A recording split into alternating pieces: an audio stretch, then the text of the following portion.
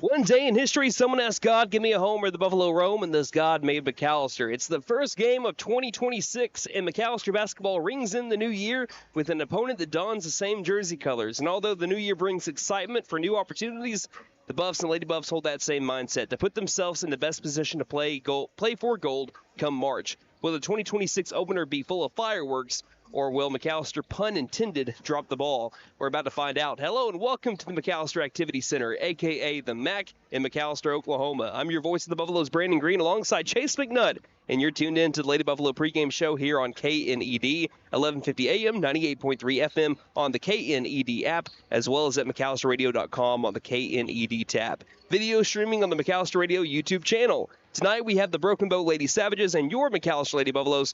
Partner, after over 2 weeks off, basketball is back in the MAC. You're going to slap on the headset for McAlester basketball for the first time this season. What are you most looking forward to watching with these two teams coming off the Christmas break? Well, first things first, man, just a pleasure to be back beside you up here in the, I guess, so-called booth. I know we're at the top of the bleachers here, but I'm just excited to be back under the headset as well. As you said, it's been a couple of weeks, but it's my first time seeing McAlester this season, and it's fitting that it's coming in the new year, 2026. So these are two teams that are very familiar with each other, albeit in different classes. I think this is going to be a tough test for Coach Bashirs. I feel like that goes without saying.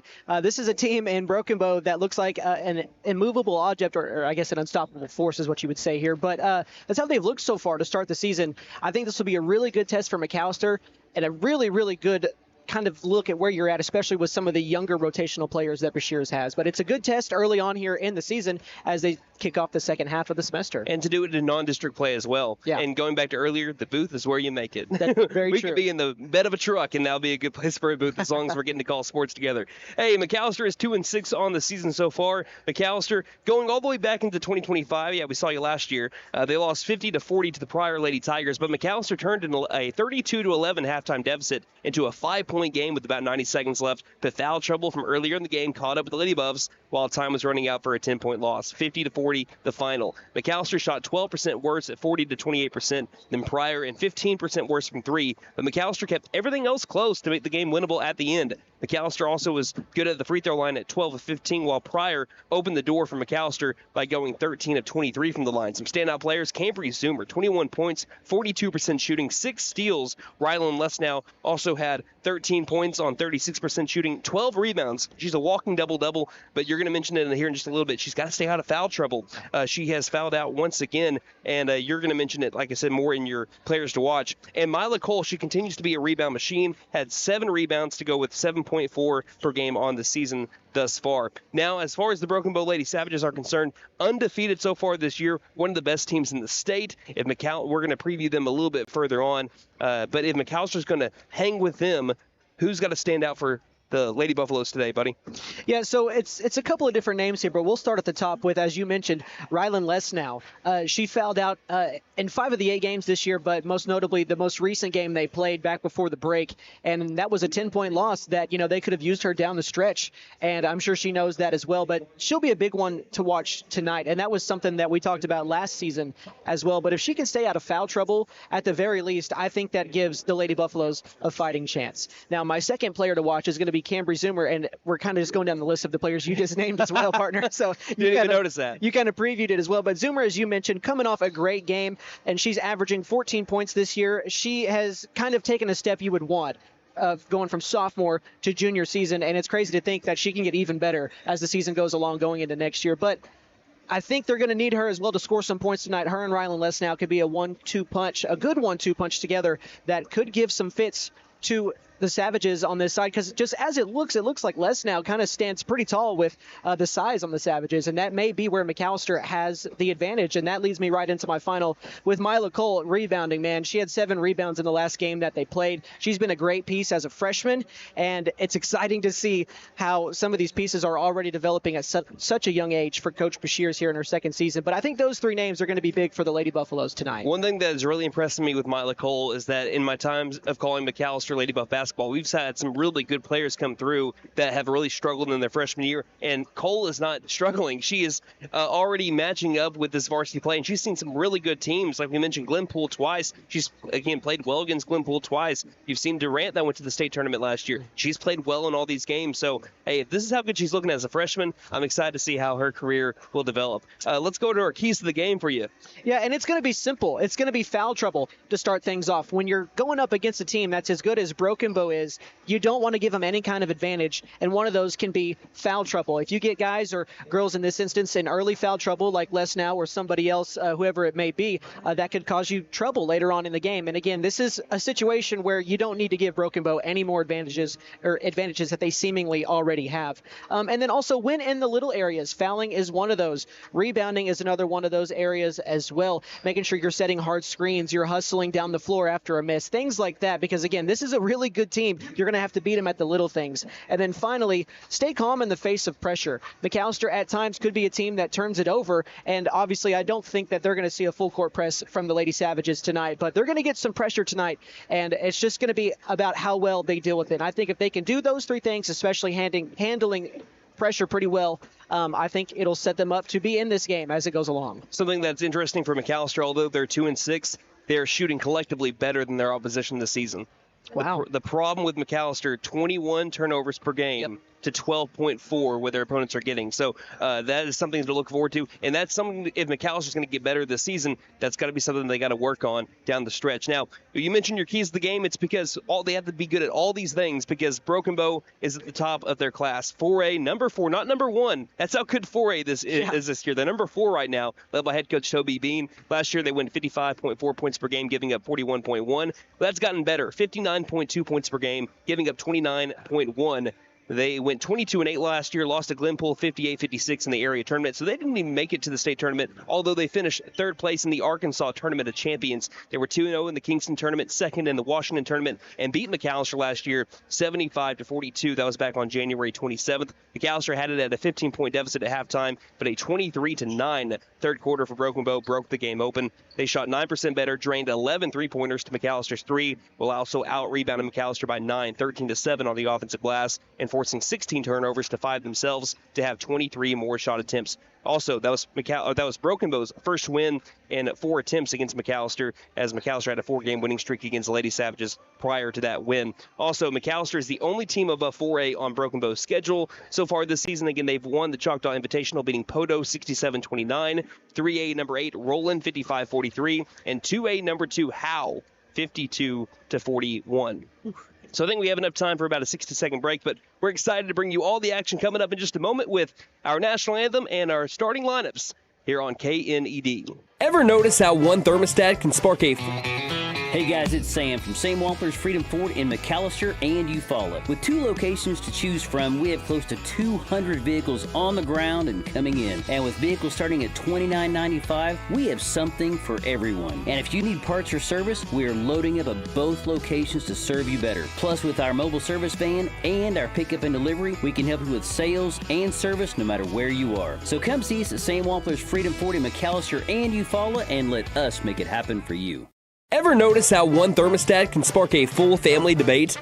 Dad cranks it down, Mom turns it up, and the kids, well, they just want it perfect for video games.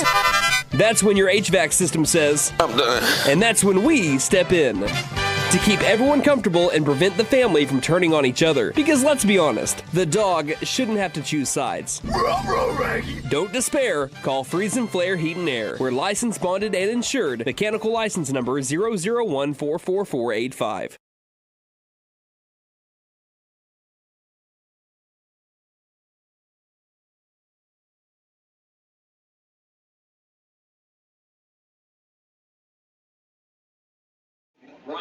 Welcome back to the MAC, the McAlester Activity Center. I'm Brandon Green alongside Chase McNutt. We have Nate Brown beside me, and Andon Dunn is on the sideline running our sideline camera, and he might be chiming in here and there as well. But for now, let's send things down over to PA man Derek Hatridge as we're about to have our national anthem and our starting lineups.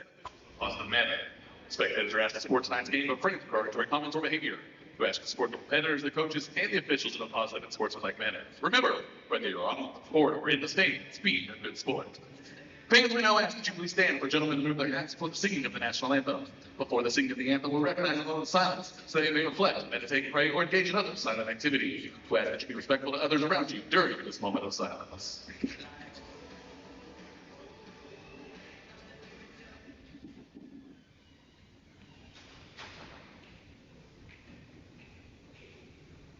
Thank you. And now, to honor America and the brave women who have been serving our country throughout the world, please join in the singing of our national anthem by McAlester student Pepper Smith.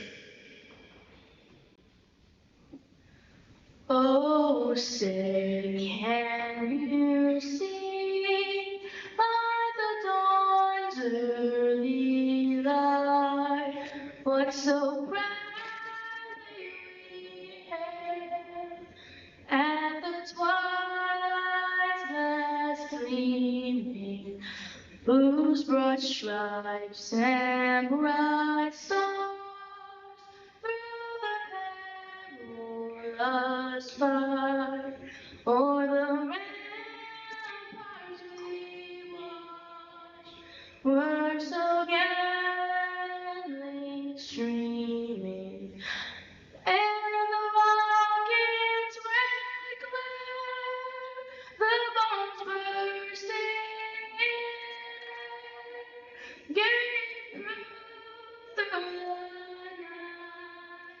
the night that the flag was still there. Oh, say does that star-spangled banner yet wave o'er the land of the free and the home of the brave? All right, partner, you ready? I'm ready, man. Let's get it rolling. All right, again, the McAlester Lady Buffaloes, for those on radio, wearing their home white uniforms. For the Broken Bow Lady Savages, they're wearing their road black uniforms with the gold trim there as well. Let's send things down once again to Derek Hatchridge for our starting lineups. Beginning with the visiting Broken Bow Lady Savages.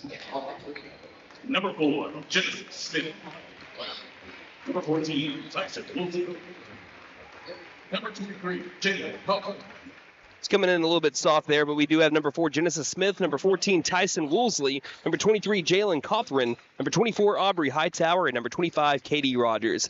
But we know that Mr. Hatchers is going to bring the boom here for the home starting lineups. Let's send things down once again. It's time to be your McAlester Lady Buffalo.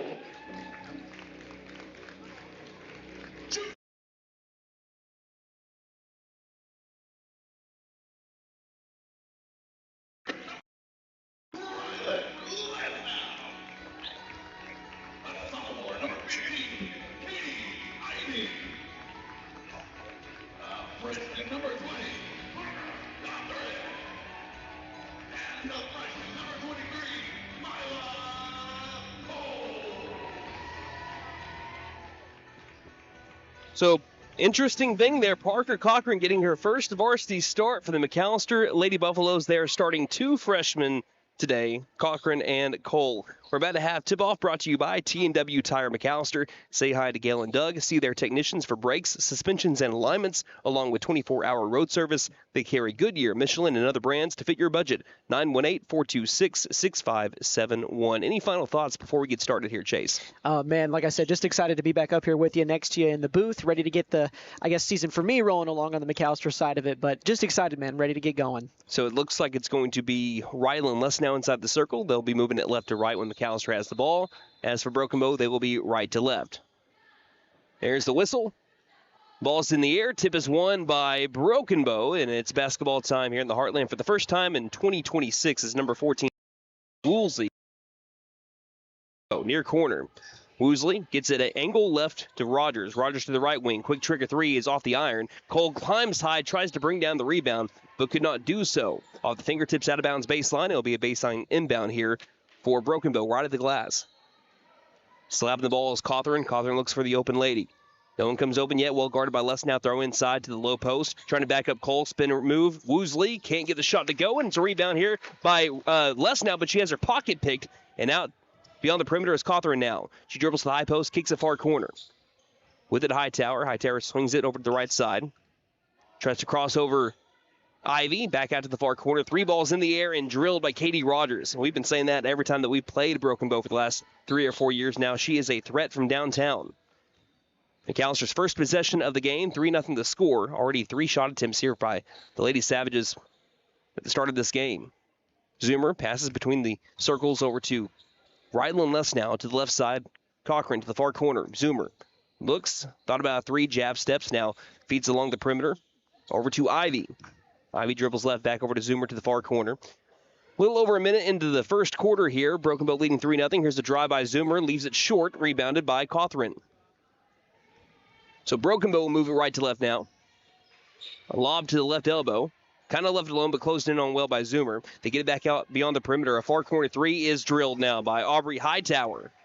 That's the thing about playing a zone defensively. You're forcing the other team to put up 3-point shots, and so far Broken Bow's 2 of 3. 90 seconds in, 6-0 the score. As Cole has the ball left wing after a feed from Ivy.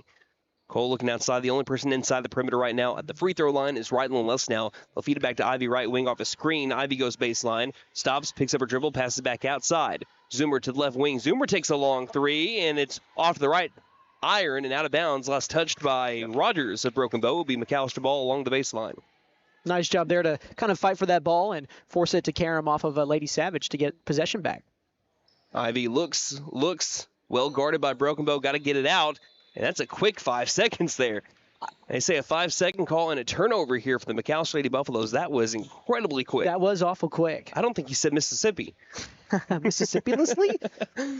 2 minutes into the first quarter, Broken Bow ends up getting the ball after a McAllister turnover. Their second one of the day. Left wing to the near corner, wide open for 3. Taking it and hitting off the back iron there. A missed shot by Cothering near the baseline. It's finally grabbed by Lesnow on the rebound attempt. She hands it off to Ivy, and now Ivy will take that slight jog. McAllister looking for their first points against a team that doesn't give up a lot of them. 29.1 points per game is what Broken Bow is giving up this year. Better than the 41.1 that they had a year ago.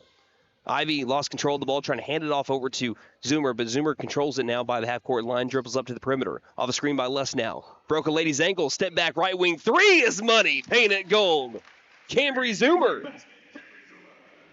Little screen assist there for Lesnow as well. Great move to get her open for the shot. Back is Genesis Smith, then she does. Nothing but nylon. 9-3. It's been nothing but a 3-point contest thus far. All 12 points. 3 of 5. And as Zoomer tried to split the defenders in the front court, there's a foul called, our first one of the day. It's going to be on Broken Bow. Number 23, Jalen Cothran, her first. It was good by McAllister to get some points on that last possession, see the ball go through here, and now they can kind of get things rolling. That last possession was the best we'd seen the ball move so far. Would like to see more of that. A bounce pass trying to find its way to Zoomer. It caroms off of Mila Cole, and it's intercepted and taken the other way by the Broken Bow Lady Savage. A nice move inside by Cothran, high out the glass. Can't get the shot to go, but that was a beautiful move to get down into the positioning of the low post, and she'll go to the free throw line as there's our first foul on Rylan Lesnow of the day. Again, we're looking at her to stay out of foul trouble once she was back into the game, really. Also, McAllister, it wasn't just Lesnow in foul trouble against Pryor as the first free throw kind of rests on the back iron and falls through. It's 10-3 Broken Bow. But also, it was Zoomer that got into a lot of first half foul trouble against Pryor. So don't have enough experience here to stay in foul trouble against a good team like Broken Bow. So both free throws were made there by Jalen Cothran, one of the top players in the state. It's now 11-3, 4:42 left in the first as Cochran, we have a Cothran and a Cochran for both teams. So Cochran takes a seat, and coming into the game is Taylor Williams. She tries to handle the ball near the near corner. It was thrown off wildly, but a nice kind of swing throw off of the number 4, Genesis Smith, to hit it off of her and out of bounds into the Broken Bow bench. McAllister maintains possession. That was an answered prayer right there. She was hoping somebody was going to hit that one out of bounds, or a McAllister player was going to be following her there. 4:26 left in the first. Broken Bow leading 11-3. High post, Williams looks on the left elbow and gets it back outside to Ivy. Ivy feeds it angle right to Lesnow, further into the corner to Cole. Cole looks inside, nothing's there to Zoomer, angle right. Zoomer off a screen by Cole, tries to go to the baseline. We'll have a moving screen here by Mila Cole. I don't think she ever actually set her feet, so that may be what they're getting her on there. That's actually a pretty good observation there by Coach Bean. I think he saw the same thing that you saw because McAllister's been doing that around that right angle spot right there, that right wing area. And this time he wanted the foul. He got the foul. 11-3, halfway through the first quarter. There's a tip pass that finds its intended target. Into the corner now, Broken Bow with the ball. Passes outside. Smith thought about the left wing three, drives in, now kicks near corner three by Rogers is good. She's got 2 threes tonight, and it's 14-3. Broken Bow, they lead by 11 here early. 12 of their 14 from deep. They're 4 of 6. Les now has it. Right wing, passes into the paint to Cole. Cole back outside. Quick pass far corner to Les now. Les now one dribble. High rainbow pass finds its way into the front court. Another rainbow pass back to Les now. Tries to feed it into a triple team to Cole, who is around the free throw line. It's intercepted once again by the Lady Savages. Aubrey ball. Right-handed dribble. Expecting a screen from Cawthorn. She gets it. Works off that screen. Pulls up mid-range jumper is good. Broken Bow showing why they're one of the best in 4A. And undefeated. They're looking to get to 10-0 to start off 2026. It's 16-3. 3 minutes left in the first. Les now on the drive. Bounce pass. Finds a wide open Taylor Williams. And if she's missing those, it's going to be a long night. She's pretty much automatic from there. Ball goes out of bounds. Last touch by Broken Bow. But Taylor Williams leading the team in field goal percentage at 59%. She doesn't miss those very often. Lady Savages coming out with that pressure, though, that I've been talking about, and McAlester not handling it well. An inbound to Les now is ripped out of her grasp and flying down. Make it 18-3. She's faster with the basketball than people are without. And she takes one out of thin air as Zoomer tried to get it across the timeline. It's still being fought for. Cawthorn gets it back. A bounce pass. Now looking inside to Rogers. Rogers can't make the layup as she was fading towards the baseline. It'll be rebounded by Ivy, and Coach Bashirs wants a timeout. 2:30 left in the first. Broken Bow leading 18-3 over McAlester here on KNED.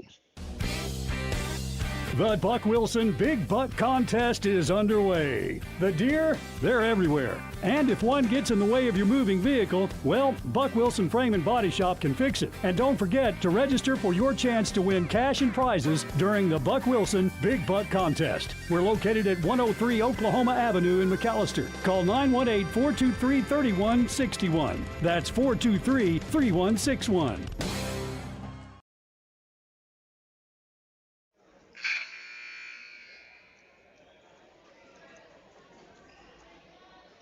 McAlester in a hole right now against a undefeated team in the Broken Bow Lady Savages, a team that beat them last year in Broken Bow 75-42. And McAlester, again, been bitten by the turnover bug thus far, especially in the last 90 seconds, which has had this lead balloon to 18-3 for Broken Bow. 2:23 left in the first. McAlester with the basketball. Ivy on the edge of the circle, loosely double-teamed. Overhead pass, now inside to Williams. Williams double-teamed low post. It's like there's a Broken Bow player everywhere McAlester goes. She tries to bounce it out over to Les now. Les now can't save it along that far sideline, and it's another turnover from McAlester. Yeah, that was one of the things I mentioned as my keys. It's a lot of pressure, and they're both coming out in a zone defense. It's just the Savages are a little bit more extended, and McAlester has not been able to handle it so far. It's like they're double teaming whoever's in the front court and whoever gets it in the low post too. Speaking of the low post, just muscling her way to the basket, not able to make the shot was number 14, Woosley. And Ivy's got the board, moving the other way. 1:55 left in the first. Ivy passes to Zoomer. Zoomer left open. Right wing three is back ironed. High rainbow bounce. Les now tries flying in for it, but can't get it. Savages move the other way. 1:45, nursing a 15. Cawthorn lobs it. Right wing, now inside. Woosley trying to fight for position. He can't make the shot. Nice down low defense. As here's a offensive board and a drive in and a miss there by the Lady Savages. Credit to Taylor Williams for 2 missed shots there by Broken Bow. 1:24 left in the first. Zoomer angle right. About 15 feet from the three-point line. Passes over between the circles. Now around the perimeter to Ivy left wing. 1:13 left in the first. Ivy feeds it off to Zoomer. Zoomer straight away. Zoomer back to Ivy. Bounce pass inside the perimeter. Hands it back to Ivy. Ivy, one dribble, back outside. Les now on the drive. Hits the deck and a travel called. Can look like there might have been contact for Les now to hit the ground, and they call travel, no foul. Yeah, I don't think she just, fell on her own. But especially with a tough player like Les now. But, nonetheless, it is a turnover, and Broken Bow's getting the ball back here, up by 15 with a minute left in the first. About 60 seconds left in the first quarter. Cawthorn with the ball. She'll bounce pass it still in the backcourt. Katie Rogers. She'll take it with a slight jog to the right wing area. Passes it straight away to Woosley. Woolsey, one dribble, looks inside, miscommunication, and saving the ball is Cawthorn with a pass out to the near corner to Rogers. Rogers guarded well by Lesnow. Lesnow throws it inside. Rather, that is a Rogers that threw it wide open inside to a cutting number 15.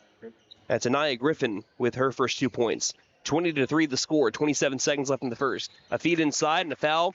There's too much contact made to the back of Mila Cole by Woosley of Broken Bow. Yeah, that last possession just got behind the defense there. That entire zone for McAlester was facing, looking towards the stands on this side of us, and just got right behind. Nobody ever saw her.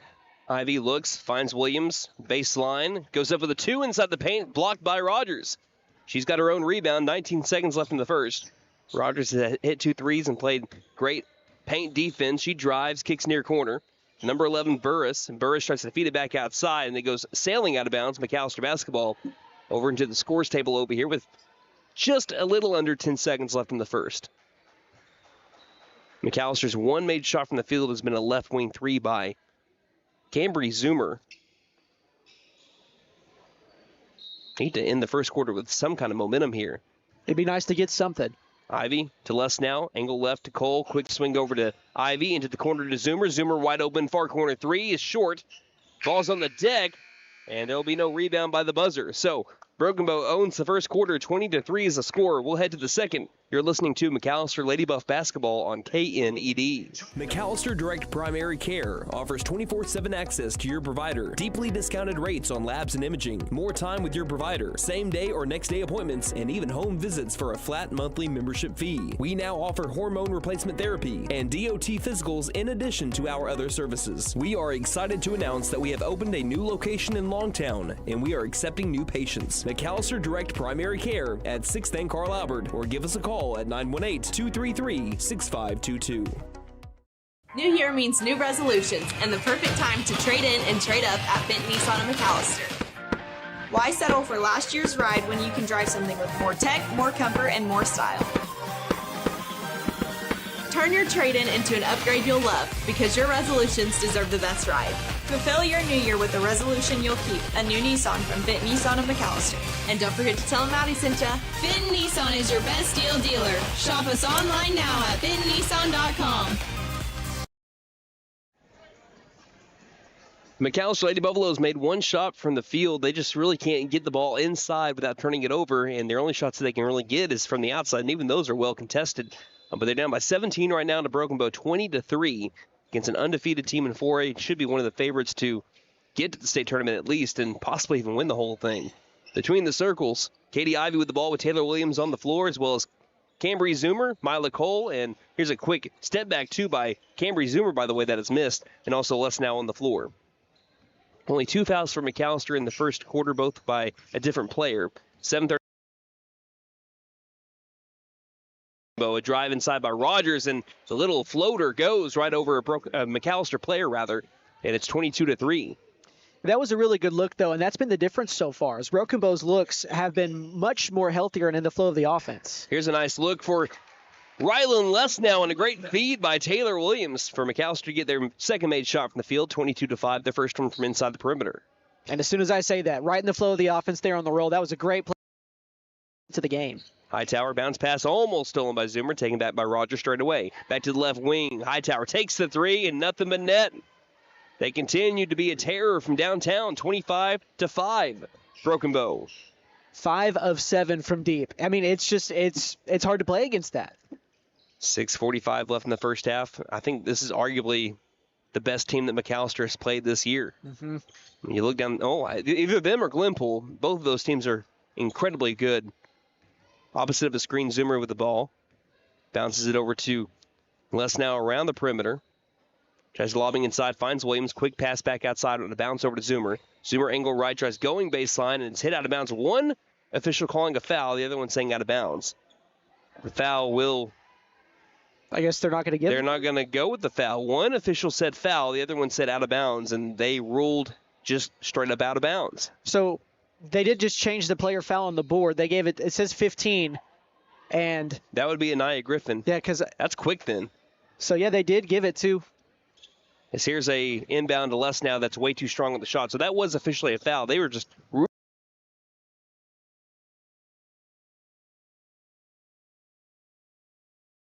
by Aubrey Hightower. Ball back to the Buffs.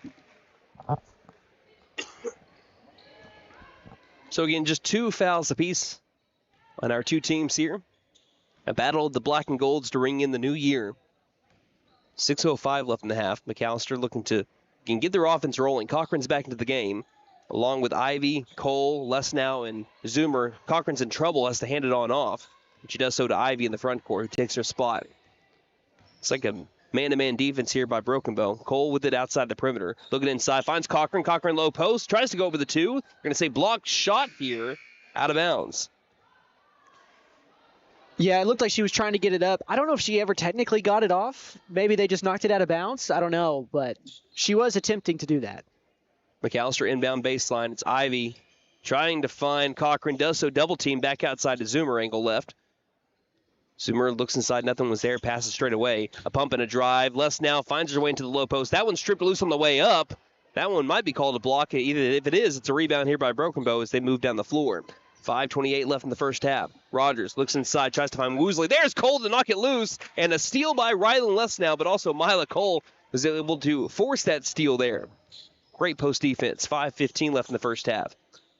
McAlester trying to get some points here. First ones of the second quarter is here a travel by Lesnow. I would take that back. That would be the second made shot of the second quarter if they were to get it, but Lesnow travels first.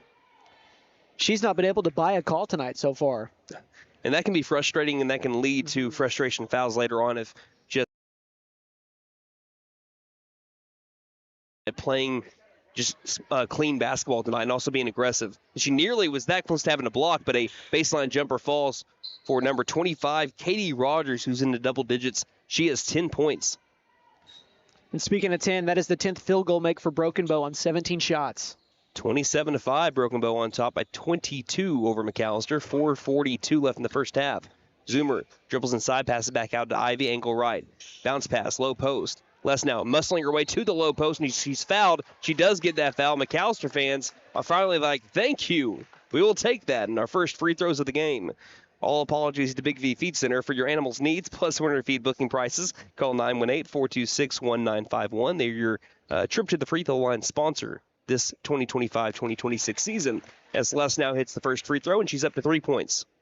And as you mentioned, it can be frustrating at times when you feel like you're not getting calls, but she's done a really good job tonight of staying in the flow of the offense and playing well. Second free throw is missed, so she splits the trip at the line. She has a 77% free throw shooter, and McAllister's down 27-6. And score down the low post. Woosley gets the offensive rebound and scores over Cole to make it 29-6. They've been trying to feed Woosley. That's her first 2 points of the game. They've kept her in check, but that's the thing about Broken Bow. They have so many weapons to burn you from outside the perimeter or inside. Mm-hmm. And some of them can do both, like Rogers. Here's a long 2 by Ivy. Can't bank it in. Flying in for the board is Lesnow. We'll have a jump ball here. And Broken Bow owns the possession arrow, so they'll have the ball. And Coach Bashirs wants another timeout about halfway through the second quarter. We'll take it with her. 29-6 our score here on KNED. When you need propane, there's only one place to go. W.E. Alford Propane. Both residential and commercial, W.E. Alford Propane has served eastern and southeastern Oklahoma with locations in Eufaula, McAlester, Shakota, Wilburton, Hartshorn, Muskogee, Tallahena, Antlers, and Stigler. With the cold weather, you'll want to be sure and fill up your tank today. Call 918-423-3121. W.E. Alford Propane, serving the area for more than 70 years. Game day is more than just sports. It's about community. That's why the Bank NA is proud to support our hometown team. Just like our athletes, we're rooted right here, working hard for every win. When you bank local with the Bank NA, your money stays local, fueling small businesses, helping families buy homes, and building a stronger community. So whether it's on the court, the field, or in your financial future, we're in this together. The Bank NA. Strong, secure, and ready to loan. Member FDIC Equal Housing Lender.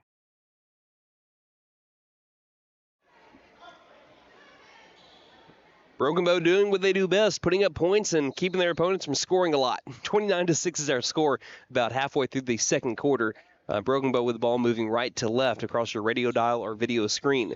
Cawthorn's been fantastic. Katie Rogers has been your team leading in points right now. She's beating all players in points as there's a pass that's tipped out of bounds. It was tipped off a McAlester player trying to save it as well. Was Tyson Woosley along the baseline and hits off her out of bounds McAlester ball. You know, as a coach, there's nothing more frustrating in basketball than turning it over coming out of a timeout. Was a good use of a timeout there for McAlester, though, too, because now they're down to 3 timeouts. Broken Bow still has all 5, 3:38 left in the half. It's Cochran with Zoomer, Ivy, Lesnow, and Cole on the floor. Ivy looks up, tries to find Cole. Cole kind of weaving back and forth beyond the perimeter and the high post. Cole currently has the ball, right wing. Bounce passes into the low post. Lesnow tries to get good positioning, throws it straight off of the rim. Can't get her own rebound. It glides off of a Lady Savage and out of bounds. McAlester will have another chance here at points. Taylor Williams back in. Parker Cochran back out. Ivy right of the glass, slaps the ball, looks for an open lady. Tries feeding inside. Tipped off of a Lady Savage, but taken back by Lesnow. Lesnow on the drive, leaves it short, bounces over to a Broken Bow Lady Savage out by the high post, and it'll be Rogers taking it down the far sideline. Rogers back. Quick ball movement to the left wing. Wide open 3 by Hightower. Clanks off the iron. Rebounded by Zoomer. McAlester got lucky again. Broken Bow has been fantastic from downtown. Don't make that wide open shot. They made most of them today. 2:49 left in the half. Yeah, only their 3rd miss on 8 attempts from deep. 5 of 8 there. 2:43 left in the half. Ivy, straight away, well guarded by, that's Cothran. Back to the right wing. Long right wing 3 by Zoomer is airballed, and no one can save that. Yeah, there's just really a lack of fluidity on offense right now. McAlester is kind of struggling to move it around. That's been the biggest difference as well, is Broken Bow's kind of moved it around with ease, kind of found the open spots and picked apart the defense. McAllister's not been able to do that. 2:26 left in the first half, 29-6. Again, McAllister's buckled it up on defense as well, but they just have not the offense to try to make a comeback. Here comes a drive, and a block by Ryan Lesnow. Right out of bounds. Genesis Smith was the one that attempted to go up on Lesnow, and Lesnow says, not so fast. Her 7th block of the year. 2:17 left in the half. It'll be an inbound here for Cothran. Cothran tries to find Woosley. She tracks it down and gets it in the corner.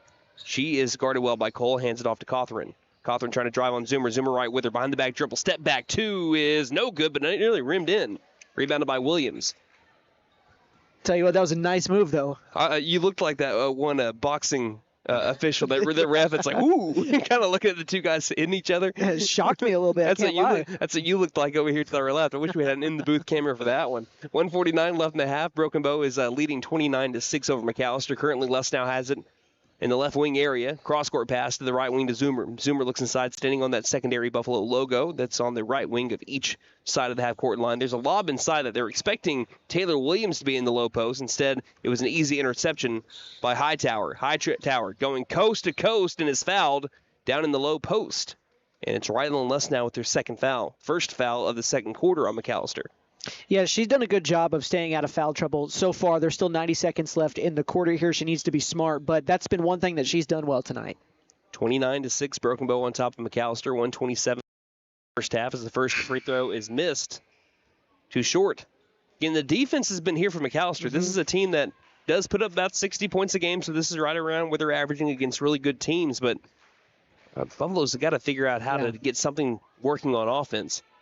Second free throw is made, so they split the trip at the line, 30-6. That is just the 10th point in the quarter here for the Savages, who had 20 in the first quarter. So if you want to pull a positive there, as you mentioned, they have played better defensively. Just 3 points each quarter, though. You mentioned that earlier for McAlester. They got to kind of find something here. Cochran, angle left. Cochran looks, guarding her well. There is Cothran. Cothran finds it to Ivy, back to Cochran. Cochran guarded by Cothran. That's not confusing. Pass to the low post. Finds Taylor Williams, who gets hit off the side of the head there. That probably should have been 2 free throws for Taylor Williams, but they'll go the other way here for Broken Bow, which, this is a common phrase, ball doesn't lie, I would say maybe there. It goes sailing out of bounds. Yeah, there's been a couple times I feel like we've seen the identical amount of contact that was just on the last Broken Bow free throws, especially for Rylan Lesnow, who's probably sitting the final minute here of this quarter. So I can imagine it being a bit frustrating. We played soccer there for a little while there. That was a heck of a kick there for Jalen Cothran. We're not quite there yet, though, for McAlester Radio. A couple more months until that season. Yeah, that McAlester soccer there for you. 55 seconds left in the first half. Broken Bow leading 30-6. There's a lob across the half-court line to Ivy. Ivy again Guarded up well by Cawthorn. Cawthorn's flying all over the place. Now she's guarding Cole. Tries to throw it inside the perimeter. It's intercepted again. Cawthorn. No look pass inside. Layup is good. Kylie Burris. What a great feed by Cawthorn. It's 32-6. 33 seconds left in the half. Zoomer trying to get something going here as she stumbles towards the corner, and she's fouled on her way there. I thought for a moment they were going to call her for traveling or stepping out of bounds. Genesis Smith was the one with the foul. Third team foul on Broken Bow with 29 seconds left in the half. Ivy slaps the ball, looks to find someone open. Can't find anyone, lobs it out to Cochran. Cochran cross court to the left wing. About 5 feet from the three-point line is Zoomer. Zoomer back to Ivy now between the circles. 22 seconds left in the half. She backs it on up to the circle. Loosely guarded. Now she passes angle right to Cole. Cole looks around, just finds Cochran. Quick swing to the left wing. Into the corner, Zoomer. Zoomer thought about the three, now drives in. Lost it on her way towards the paint, and then she is fouled on her way there as well. With 9.5 seconds left, and the fourth foul on Broken Bow. Second one on number 4, Genesis Smith. So now, I know there's only 9 seconds left in the quarter, but any kind of foul here now will give you some free throws. Some kind of points, and you're not going to be picky here in the last 10 seconds. Trying to find Williams, and again, well guarded. They're flying everywhere. Katie Rogers is able to keep that away from Williams. As we'll do it again, this time on the opposite side of the glass. Baseline inbound, Ivy looks, finds Williams, quick two, high off the glass, can't go. Cole's got the offensive rebound, muscles her way towards the paint, can't score. That one is a foul on the floor, and that one will be on Broken Bow. So they get their 5th foul here, and 3 in the last about 45 seconds, which will lead to free throws for McAlester. Partner, did you see who got that offensive rebound before the foul? Was it, I guess, Will? Cole ended up having that. Okay. And then she had the missed shot there, too. First free throw by Williams is in and out. No good. Williams, now 1 of 4 from the line on the year. This trip to the free throw line brought to you by Big V Feed Center. For your animals' needs, plus winter feed booking prices, call 918-426-1951. As she misses the second one, offensive board to Zoomer. Zoomer can't get this one off in time, and that'll be the end of the first half. So McAlester held to 6 points in the first half. Broken Bow, 32.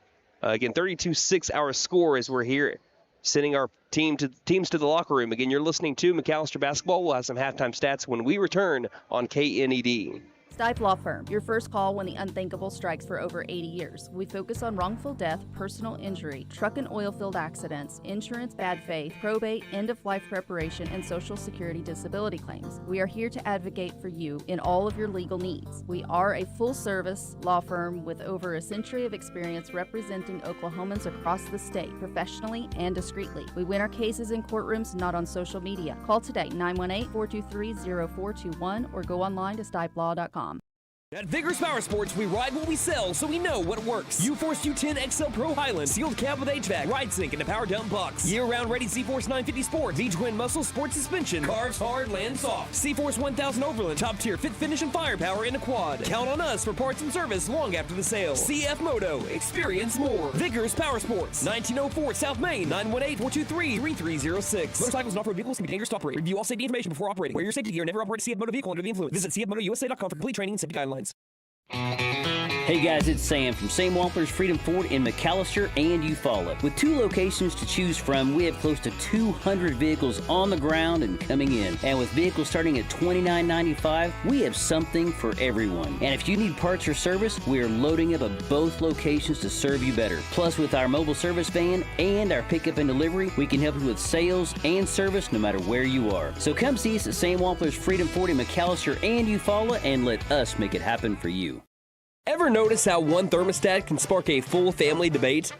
Dad cranks it down, mom turns it up, and the kids, well, they just want it perfect for video games.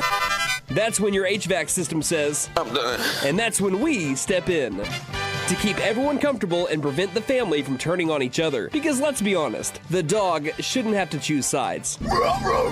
Don't despair. Call Freeze and Flare Heat and Air. We're licensed, bonded, and insured. Mechanical license number 001-44485. The Buck Wilson Big Buck Contest is underway. The deer, they're everywhere. And if one gets in the way of your moving vehicle, well, Buck Wilson Frame and Body Shop can fix it. And don't forget to register for your chance to win cash and prizes during the Buck Wilson Big Buck Contest. We're located at 103 Oklahoma Avenue in McAlester. Call 918-423-3161. That's 423-3161. McAlester Direct Primary Care offers 24/7 access to your provider, deeply discounted rates on labs and imaging, more time with your provider, same day or next day appointments, and even home visits for a flat monthly membership fee. We now offer hormone replacement therapy and DOT physicals in addition to our other services. We are excited to announce that we have opened a new location in Longtown, and we are accepting new patients. McAlester Direct Primary Care at 6th and Carl Albert, or give us a call at 918-233-6522.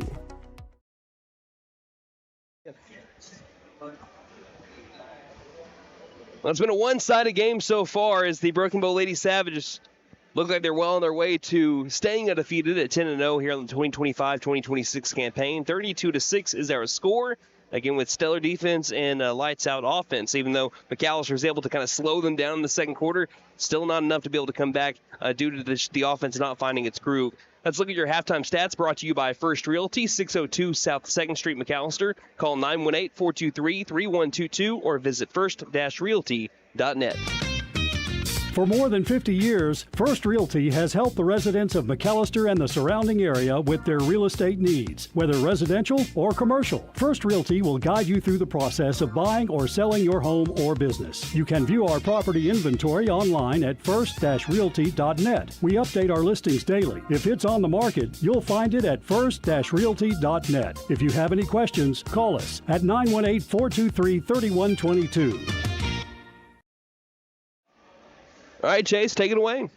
Well, Brandon, not a lot really going here for the Buffaloes on the offensive side of things. Only two players to score. It is Zoomer and Lesnow. They both have combined for 3 points apiece to get McAllister's 6 total points. Zoomer is 1 of 7 from the floor, 1 of 5 from 3. Lesnow is 1 of 5 from the floor. She has not shot a three-pointer. She does have the only free throw make for the Lady Buffaloes, as they are currently 1 of 4 from the free throw line. Now, just in totality overall and rebounding, McAlester is doing a pretty solid job. They're getting out rebounded just 10-12, so they are holding their weight there. But this is where the big difference. McAlester has 11 total turnovers to just 5 for Broken Bow, and then also Broken Bow has made 10 more shots. McAlester is 2 of 19, 1 of 5 from deep. Broken Bow is 12 of 23, 5 of 8 from deep. I mean, they've got 15 points from three-point land on 8 shots. I mean, it's insane efficiency. But Broken Bow aside, McAlester has not done themselves any favors offensively, because I think personally that they've played well enough defensively to be in this game. It's funny to say that. Again, 32 points. I know. But again, you're looking at a team that knows how to put up points, and they know how to put up points for a couple of years now, even more than that. Again, when you look at a seasoned lineup and full of talent and also experience, this is Broken Bow's best team that they've had in years, I would say. But still, McAlester feels like they should be able to put up more points. But as you mentioned, defense, there's not a whole lot to complain about. No, really, it's your offense that's leading to them getting more shot attempts, and Broken Bow's been able to really convert on those shot attempts here thus far. So, again, coming back in this one, we're going to be completely real here. It is a long shot for McAlester, but if they want to close the distance and maybe pull a little bit of magic like they did in their final game of the calendar year in 2025, because, again, in that game, they were down by 23 points at the half. They were able to bring it back and make it a 5-point game. This one's a 26-point game right now. Maybe you can make this something come the fourth quarter. If you're going to do that, what do you need to do in the second half? Well, a couple of things, and it may just go back to my initial points at the start of the game. And Broken Bow beat McAlester on all 3 of those key points to watch. They did a lot better on the little things.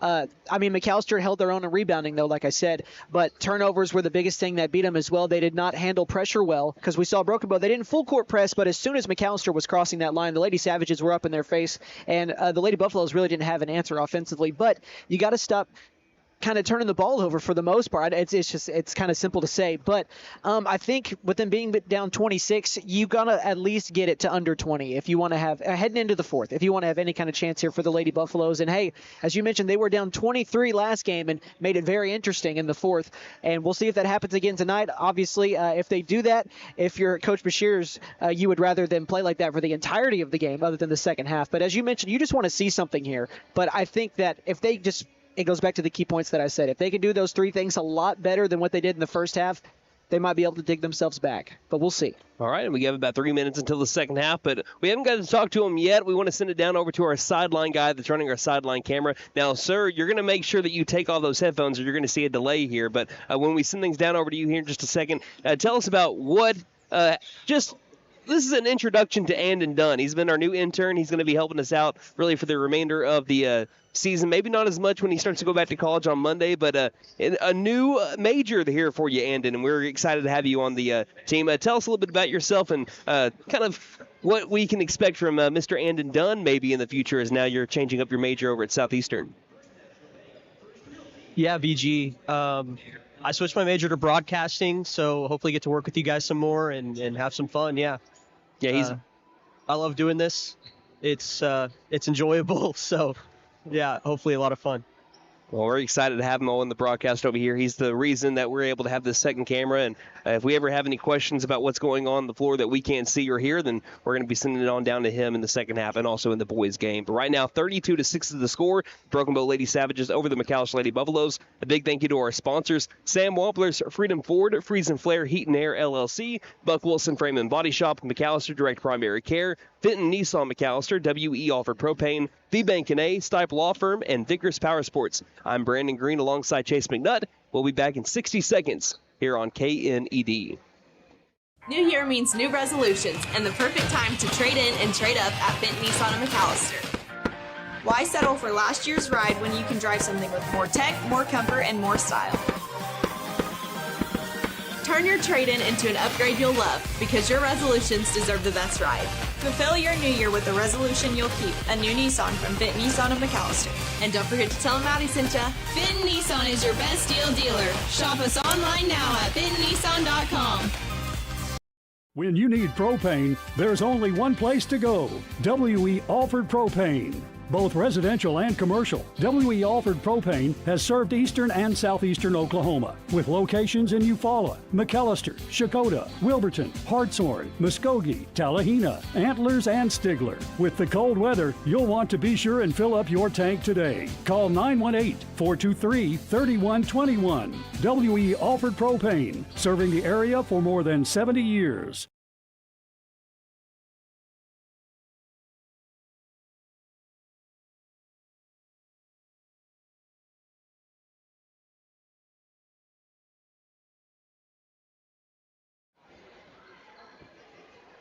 Well, it looked like we had a little bit more time, but we are back underway here to start off the third quarter. The Broken Bow Lady Savages lead 32-6. We still had 10 seconds on the clock when they blew the play alive here. So we're switching up sides now. We're on the left side of the half-court line. It's Cambry Zoomer with Parker Cochran, Mila Cole, Katie Ivy, and Rylan Lutz now. McAlester with the basketball down 32-6.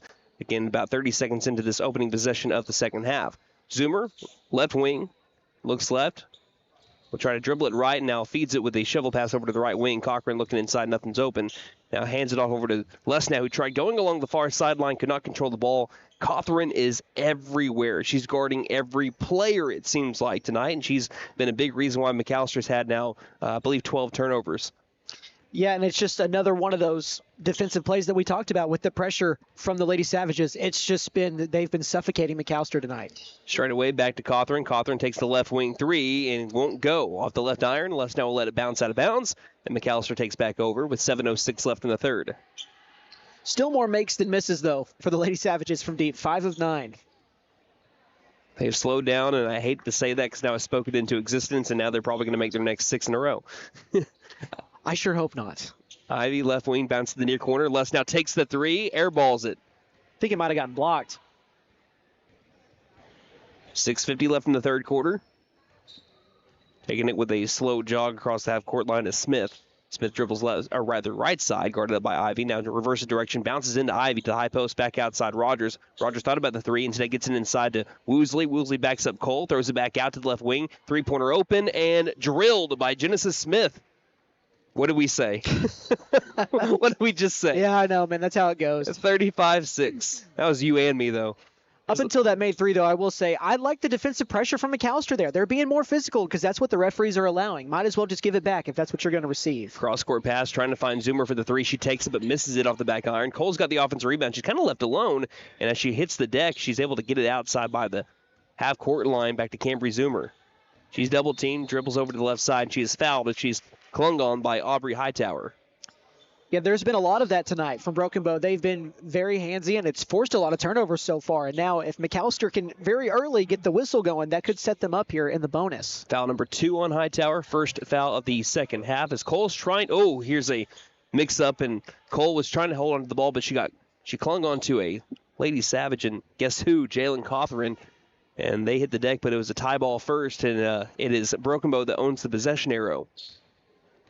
So 5:54 left in the third quarter. If there's any defensive pressure that we mentioned nearly tonight, all game tonight, it's Jalen Cawthorn. Yeah. I don't think she's taking a seat. She's been a menace tonight defensively. Hightower dribbles in, passes inside to Woosley. Woosley double-teamed along the baseline, in trouble. Gets it back after she lost it on an attempted pass. Misses the shot, rebounded by Rogers. Second chance, left wing three by Cawthorn is missed, and flying in for the board is Rylan Lesnow.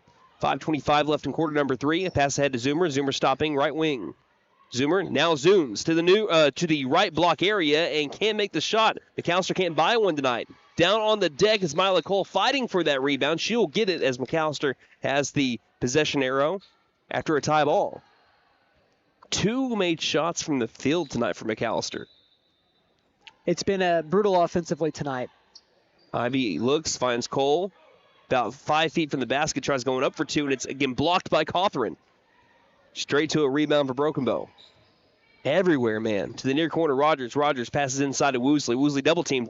Gets to a trailing Cawthorn who is throwing it too hard off the glass. Rogers has the offensive rebound. Far corner to Genesis Smith. Too strong with the shot. Cawthorn gets the rebound past Rylan Lesnow and dribbles it back out. Quick, sharp pass to the top of the key is missed by Rogers on a three-point attempt. That one is rebounded by Lesnow. McAlester finally ends the Broken Bow possession. Great job to finally secure that rebound there. And now try to get the ball rolling offensively here. They have not scored yet in the quarter. Lesnow, off screen by Cole, drives to the low post. We have a foul called first. Team foul number 2 on Broken Bow. It is on number 23, Jalen Cawthorn. Yeah, you like getting the foul call there. Just a bit unlucky how early you got it because Lesnow was probably going to end up getting free throws. Second foul on Cawthorn, by the way. She's been able to do all this without getting into foul trouble. It's been incredible. Here's an inbound. Cawthorn with another steal off the inbound. She's able to get herself in between the inbounder and Rylan Lesnow. And being it ahead with a missed layup as Katie Rogers. Taylor Williams comes down with the board. And again, that doesn't end up hurting McAlester. It's only been 3 points scored all third quarter by both of our teams. Unfortunately for McAlester, it's been by Broken Bow. I'll say it again. Their defense has played well enough for them to be in this game tonight. Cochran straight away. Now dribbles it. Angle right, guarded by Rogers. A lot of pressure right on her. And hands it off over to Ivy. Ivy takes her place, bounce passes inside the perimeter, short corner, far side. Williams back outside. Ivy gets a screen by Williams. Now she's trying to feed it back into Williams, and it's tipped out of bounds by Broken Bow. It is like Broken Bow knows what McAllister's going to do every time they're about to do it. It's like a Jedi thing. There's also a couple of times McAlester, they've not quite figured it out yet, but they need to focus a little bit more on bounce passes on those rolls because it's open. It's just the overhead passes get knocked away every time. Near corner, quick three by Zoomer is missed. All the way out in the other corner, Woosley has the rebound over Taylor Williams. And Broken Bow with chance at more points. McAlester still struggling to get the ball in the hoop. Left wing, Cawthorn, pump and drive to the low post. 2 is made and 1. As she is fouled hard, as she just slammed into the body of Rylan Lesnow that was down in the low post that attempted the block. And a chance at the three-point play. You know, Cawthorn has only had 6 points, but we have said her name so many times tonight. Her free throw is good and has it spun like a top around the rim and falls to make it 38-6. I think she's been one of, if not the best player on the floor tonight, just all around. And beating like the third leading scorer here. Here's a tip out of thin air by Kylie Burris, who gets a steal. Throws it down to the low post, and a 2 is made. McAlester with another turnover. This one, as Cawthorn quickly gets up to 9 points. She has now 5 points in the last 2 possessions. Here's another tip as McAlester couldn't get the ball past the half-court line. Genesis Smith with a fingertip roll won't go. Cawthron, 2 points after the offensive board and putback. So now quickly, after having, 4 points in the first half, she has 7 here in the last 3 possessions. 42-6, McAlester still struggling. Zoomer gets tied up with a Lady Savage. Instead passes to the left wing to Ivy. Off a screen, Ivy stops left wing. Had the open 3, does not take it. McAlester has only had the only three-pointer that has made any three-point shooter that's made any shots here this year for McAlester. It's been Cambry Zoomer. She's got the only make tonight. No other McAlester player has hit a 3 this year on the active roster. Short corner near side. Williams back out over to Zoomer. Trying to slow things down. All these ladies are tired, man. They've been trying to get around a high-flying defense of Broken Bow, and Broken Bow has just locked them down. Bounce pass inside to Lesnow. Lesnow muscles her way to the low post, and finally that ends the scoring drought. Lesnow has 5 out of the 8 for McAlester, 42-8. It's always good just to see one go through the hoop. Maybe, hopefully, that can get something rolling a little bit offensively. Hook pass on the drive inside of Woosley. Woosley answers it right back like that. 44-8, and Woosley has 4 points.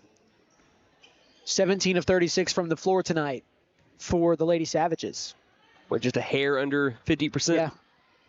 1:44 left in the third quarter, 44-8. Cochran gives to Ivy between the circles.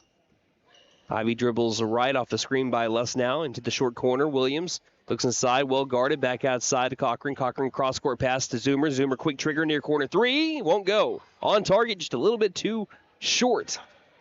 And Broken Bow has it going the other way. Cawthron trying to get past Zoomer and does so to the low post. Can't make the layup. Rebounded by Lesnow.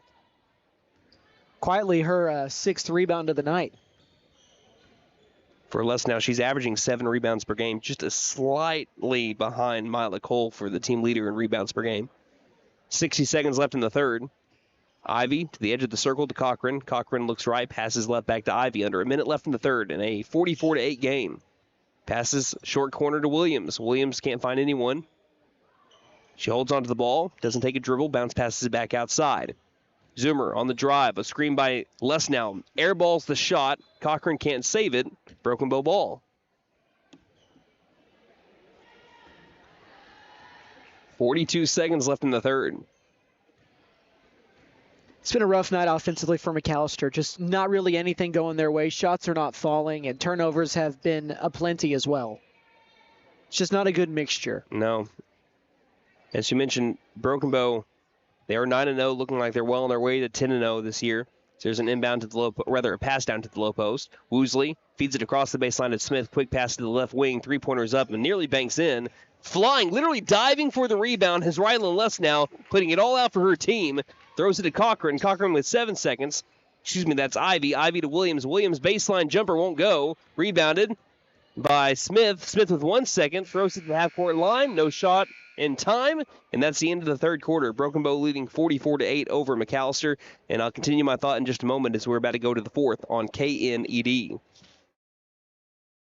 When you need propane. Game day is more than just sports. It's about community. That's why the Bank NA is proud to support our hometown team. Just like our athletes, we're rooted right here, working hard for every win. When you bank local with the Bank NA, your money stays local, fueling small businesses, helping families buy homes, and building a stronger community. So whether it's on the court, the field, or in your financial future, we're in this together. The Bank NA. Strong, secure, and ready to loan. Member FDIC, Equal Housing Lender. Stipe Law Firm, your first call when the unthinkable strikes for over 80 years. We focus on wrongful death, personal injury, truck and oil field accidents, insurance bad faith, probate, end-of-life preparation, and Social Security disability claims. We are here to advocate for you in all of your legal needs. We are a full-service law firm with over a century of experience representing Oklahomans across the state, professionally and discreetly. We win our cases in courtrooms, not on social media. Call today, 918-423-0421. Beginning the fourth quarter in what has been a fast-moving game. 44-8 is the score. Broken Bow over McAlester. Not a lot of timeouts. Only 2 have been used. And not a lot of stoppages either. And speaking of stoppages, now we have one as Cambry Zoomer will get credit with the steal. She ripped it out of Cam's hands as we have a couple of new Broken Bow players on the floor. For McAlester, it is Zoomer, Ivy, Lesnow, Williams, and Cochran. Right elbow, back outside. Ivy takes the left wing three. That's airballed. Ball gets hit out of bounds on a rebound attempt by Broken Bow. McAlester will have a second chance at it with the baseline inbound here. I'm not a big moral victories guy, but I thought that was a great look offensively. One of the best looks they've had from three all night. Within kind of the flow of the offense there, Les now hit the open man. She just didn't hit it. Inbound left elbow two by Williams is nothing but net. McAllister's into double digits, 44-10. 30 seconds into the fourth quarter. And that's the thing. Also, you'd like to see those, like Katie Ivy taking that three-point attempt there, too, because Ivy, she hasn't taken a lot of three-point attempts yet this year. If McAllister's going to become a team that they want it to be, you have to have that confidence to take those kinds of shots eventually. Obviously, you don't want to take dumb shots, but that was a really good shot attempt by Ivy. I agree. As here's that might be a block shot there by Lesnow. I'll give it to her. Yeah, they're calling it. That's a block shot there by Lesnow, her second one of the night. In that case, it's a rebound by Broken Bow. Back out straight away. Rogers takes the three and drills it. Broken Bow, the theme of tonight has been anything that you can do, I can do better. If you're going to make a two and it's been hard for you to make points all night long, I'm going to answer it right back with a three.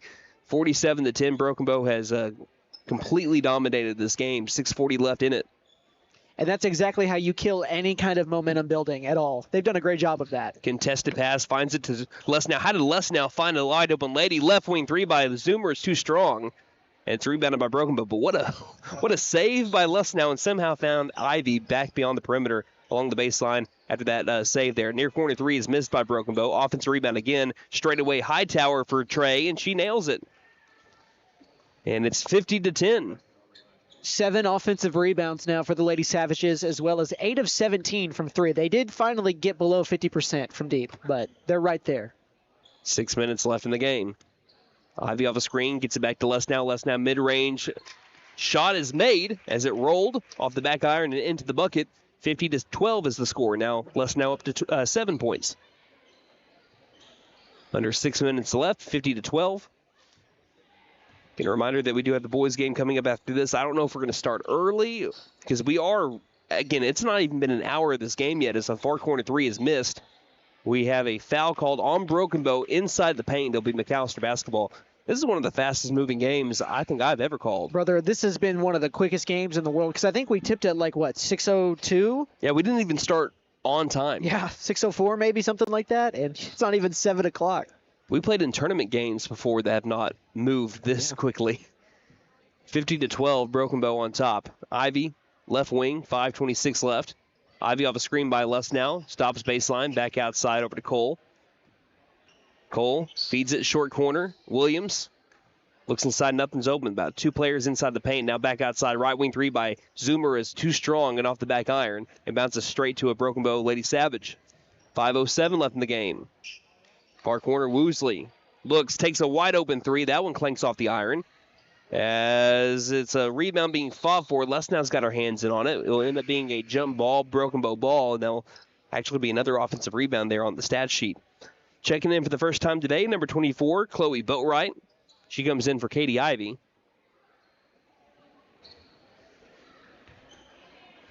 Cawthorn.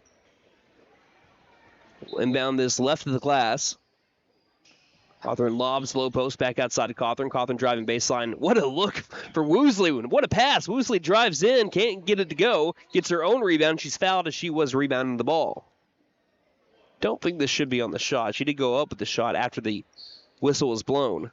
Yeah, it looks like they're going to give it on the floor. Or I don't know, actually. I think she's going to get free throws. Well, everyone else thinks that it's free throws, and Woosley thinks that it's not. They're going to say that she was starting her motion, I guess, so that'll be Woosley with free throws. Her first shot is no good, too strong. I think with that kind of effort, you can reward her with free throws there in a game like this. You know, all things considered, even with the score Broken Bow, that's only their 7th free throw attempt. This is the second free throw. Cole climbs high for the rebound. It'll be a jump ball, but again, McAlester owns this possession arrow, so Cole with the defensive board. Zoomer has no help right now. She's calling for someone to come towards her so that she can inbound the ball to somebody. Again, McAllister's frustrated with how this game has gone, obviously. They just ran into a juggernaut, but still, like you mentioned earlier, haven't done themselves any favors either. Zoomer passes right to Cole. Cole can't handle the ball, and it's taken by Cawthron. I don't know how many steals she has, but someone needs to tell me. Low post, too, is good. Anaya Griffin, we keep track of McAllister's individual stats. We have both stats, or both teams' team stats, but not the opposing personal stats. That'd be a lot to take care of. Oh, yes. Right wing Cole, but I would love to know how many steals Cawthron has. A defensive effort for the ages here, as there's another steal, this time by number 11, Kylie Burris. Near corner, wide open on an island, not making the three is Griffin. Ball's on the deck, offensive rebound. A shot is blocked by Williams out of bounds on the attempt from Camp. And it'll be... Looks like that's Chloe Boatwright. Yeah, Boatwright coming out. It's Cochran, Williams, Lesnow, Cole, and Zoomer on the floor. 3:50 left in the game. Wide open player on the inbound off the left block. Making the shot is Woosley, and it's 54-12. Been a rough night, I would say, for the black and gold, but both these teams wearing the same jersey colors. As this is a made three from straight away by Cambry Zoomer, rattles the rim, and it's 54-15. And is he a travel? Did he call for a travel? That was the motion he gave, but it was, I think, just an official's timeout for a sub. But no, he did do the motion. He did the motion for a travel, but he was saying, hey, we're trying to rotate people in. By the way, that is Zoomer's second made three of the night. All 6 of her points from downtown. As here's a 2 that probably would have been a foul and less now, but she'll get the rebound on a missed shot. 3:04 left. 54-15 is the score. Zoomer straight away. We'll pass it left wing to Williams. Williams looking inside, tries to find Cole. Cole guarded well. Back with the swing to the right wing. Zoomer eyes the rim. Now drives in. Nice move around on Lady Savage and scores off the right block. And quickly is Cambry Zoomer getting up to 8 points. And it's 54-17, McAlester down. This game well in hand by the Lady Savages as Zoomer rips it loose. And if we'd had an extra second, it would have been an easy lay in the other way there for Cambry. I want to give her the steal, but... And we have a running clock here, too. Well, yeah, we have a running clock here. 2:23 left, and clock continues to run. 54-17. 2:15 left. Passing right side. 2-3 zone defense being played by McAlester, what they played most of the night. Inside, tough 2 over Williams, misses a shot. Les now climbs in for the rebound, wrestles it away from a Lady Savage. 2 minutes left. It's our 8th rebound of the night. Williams gets it left wing. Williams looks inside for Cole. Cole wide open look, and she can't make the easy layup with the left side. Offensive rebound, though, by Rylan Lesnow, and she cleans it up. 54-19. They'll roll in some more new players for McAlester. Be Darlene Needham checking in, and also number 25, Kennedy Earhart. And that'll be the end of the night for Lesnow and for Cambry Zoomer. Again, it was not a lack of effort tonight for McAlester. They were just outmatched by Broken Bow on this night. And Broken Bow's outmatched everybody this year. They're going to improve to 10-0 on the year. I mentioned it before we're going into the fourth quarter. A lot of these games is here's the right wing 3 that's missed as Cole can't get the board, but Williams does. A lot of these, well, now we nearly throw the ball away, and we do. No one was on the other side, and we could not get the ball to Darlene Needham. But a lot of the games that Broken Bow has won, they haven't been against scrubs, too. That's what's been an incredible... They've played some good teams this year. And they beat them by a lot of points, too. They beat 2A number 2 Howe. You call a lot of 2A in Class A schools like Stewart and people like that. As there's a missed shot and a offensive rebound by Broken Bow. There's not that much of a difference. No. When you see... There's not. The top of 2A and the top of A play against like the top of 4A like Broken Bow's in. Okay, so here's a drive in and a missed shot by Broken Bow. Rebounded by Cochran as we're down to our final 30 seconds of this one. 54-19 Broken Bow. Needham dribbling right, gets a screen by Cole, stops right wing. She picks up her dribble. Needham gives it to Cochran. Cochran between the circles. 15 seconds left. Needham still angle right. Cuts in, cuts it right back out. Overhead pass. Lobs it inside the perimeter. Driving in Williams. Tries to spin past a Lady Savage. Throws it hard off the glass. Can't get the shot to go. Cole's got the offensive board. Tried to go back up with it. It was stripped loose by Broken Bow. And there's the final buzzer. The Broken Bow Lady Savages beat the McAlester Lady Buffaloes tonight 54-19. I think with how quickly this game went by, I think we have enough time to take a commercial break and look at our post-game stats when we return. You're listening to McAlester Lady Buff Basketball on KNED. At Vigorous Power Sports, we ride what we sell, so we know what works. U-Force U10 XL Pro Highland, sealed cab with HVAC, ride sync, and a power dump box. Year-round ready C-Force 950 Sport, V-Twin Muscle Sport Suspension, carves hard, lands soft. C-Force 1000 Overland, top-tier fit finish and firepower in a quad. Count on us for parts and service long after the sale. CF Moto, experience more. Vigorous Power Sports, 1904 South Main, 918-423-3306. Motorcycles and off-road vehicles can be dangerous to operate. Review all safety information before operating. Wear your safety gear. Never operate a CF Moto vehicle under the influence. Visit cfmotousa.com for complete training and safety guidelines. Hey guys, it's Sam from Sam Wampler's Freedom Ford in McAlester and Eufaula. With 2 locations to choose from, we have close to 200 vehicles on the ground and coming in. And with vehicles starting at $29.95, we have something for everyone. And if you need parts or service, we are loading up at both locations to serve you better. Plus, with our mobile service van and our pickup and delivery, we can help you with sales and service no matter where you are. So come see us at Sam Wampler's Freedom Ford in McAlester and Eufaula and let us make it happen for you. Ever notice how one thermostat can spark a full family debate? Dad cranks it down, mom turns it up, and the kids, well, they just want it perfect for video games. That's when your HVAC system says, I'm done. And that's when we step in to keep everyone comfortable and prevent the family from turning on each other. Because let's be honest, the dog shouldn't have to choose sides. Don't despair. Call Freeze and Flare Heat and Air. We're licensed, bonded, and insured. Mechanical license number 0014445. The Buck Wilson Big Buck Contest is underway. The deer, they're everywhere. And if one gets in the way of your moving vehicle, well, Buck Wilson Frame and Body Shop can fix it. And don't forget to register for your chance to win cash and prizes during the Buck Wilson Big Buck Contest. We're located at 103 Oklahoma Avenue in McAlester. Call 918-423-3161. That's 423-3161. McAlester Direct Primary. Welcome back. The boys have made their way onto the hardwood as they're about to try to avenge the girls' loss that we just had just moments ago. Let's go ahead and look at the girls' loss. Again, they lost tonight. 54-19 was the final score. Your post-game stats brought to you by McAlester Auto Collision. They are who you want after the event. They'll make your vehicle look great again. Call 918-715-3173. Chase? Yeah, so the Lady Buffaloes, it was a struggle to score offensively tonight. In totality, they shot 8 of 38 from the floor, which is good for 21%, 2 of 13 from 3, which is at 15%, and not a lot of free throws shot tonight in totality, just 11 total. McAlester shot 4 of those, made just 1 of them, and that belonged to Rylan Lesnow, who, by the way, actually ended up with a pretty nice night. Made 4 shots, shot 44% from the floor, had 9 points, also had a couple of blocks, and 10 rebounds to go along with it. So just 1 point away from that double-double. But Cambry Zoomer, she had 8 points tonight as well, knocked down a couple of threes, also had a couple of rebounds and a steal as well to go along with that. And then Taylor Williams also had 2 points, but that was all the scoring for the Lady Buffaloes tonight, just Lesnow, Zoomer, and Williams. But you look at the difference here, and it's all in the shooting numbers. McAlester only shot 38 shots.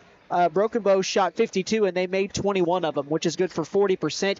They also started way better from 3 than what they finished, but overall finished 8 of 21 from deep. That's a 38% clip, which is pretty dang good. McAlester just 2 of 13 from deep for 15%. As you mentioned, Brandon Zoomer still the only Lady Buffalo with a made three-pointer this season. Rebounds were pretty close. McAlester at 24 total, 29 for the Lady Savages. McAlester actually had 7 offensive boards, but 12 for Broken Bow, and that was obviously one of the other differentiating factors there.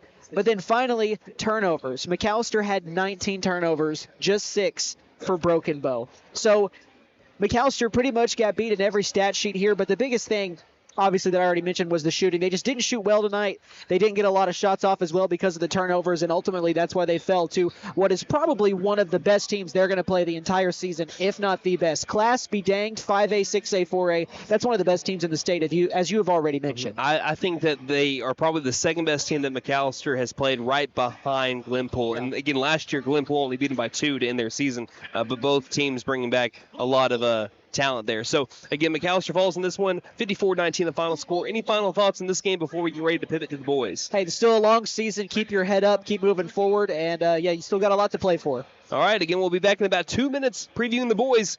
You're listening to McAlester Basketball on KNED. McAlester Direct Primary Care offers 24/7 access to your provider, deeply discounted rates on labs and imaging, more time with your provider, same day or next day appointments, and even home visits for a flat monthly membership fee. We now offer hormone replacement therapy and DOT physicals in addition to our other services. We are excited to announce that we have opened a new location in Longtown, and we are accepting new patients. McAlester Direct Primary Care at 6th and Carl Albert, or give us a call at 918-233-6522. New year means new resolutions and the perfect time to trade in and trade up at Benton Nissan of McAlester. Why settle for last year's ride when you can drive something with more tech, more comfort, and more style? Turn your trade-in into an upgrade you'll love, because your resolutions deserve the best ride. Fulfill your new year with a resolution you'll keep, a new Nissan from Benton Nissan of McAlester. And don't forget to tell them Maddie sent ya. Benton Nissan is your best deal dealer. Shop us online now at bentonnissan.com. When you need propane, there's only one place to go. W.E. Alford Propane. Both residential and commercial, W.E. Alford Propane has served eastern and southeastern Oklahoma with locations in Eufaula, McAlester, Shakota, Wilburton, Hartshorn, Muskogee, Tallahena, Antlers, and Stigler. With the cold weather, you'll want to be sure and fill up your tank today. Call 918-423-3121. W.E. Alford Propane, serving the area for more than 70 years. Game day is more than just sports. It's about community. That's why the Bank NA is proud to support our hometown team. Just like our athletes, we're rooted right here, working hard for every win. When you bank local with the Bank NA, your money stays local, fueling small businesses, helping families buy homes, and building a stronger community. So whether it's on the court, the field, or in your financial future, we're in this together. The Bank NA. Strong, secure, and ready to loan. Member FDIC Equal Housing Lender.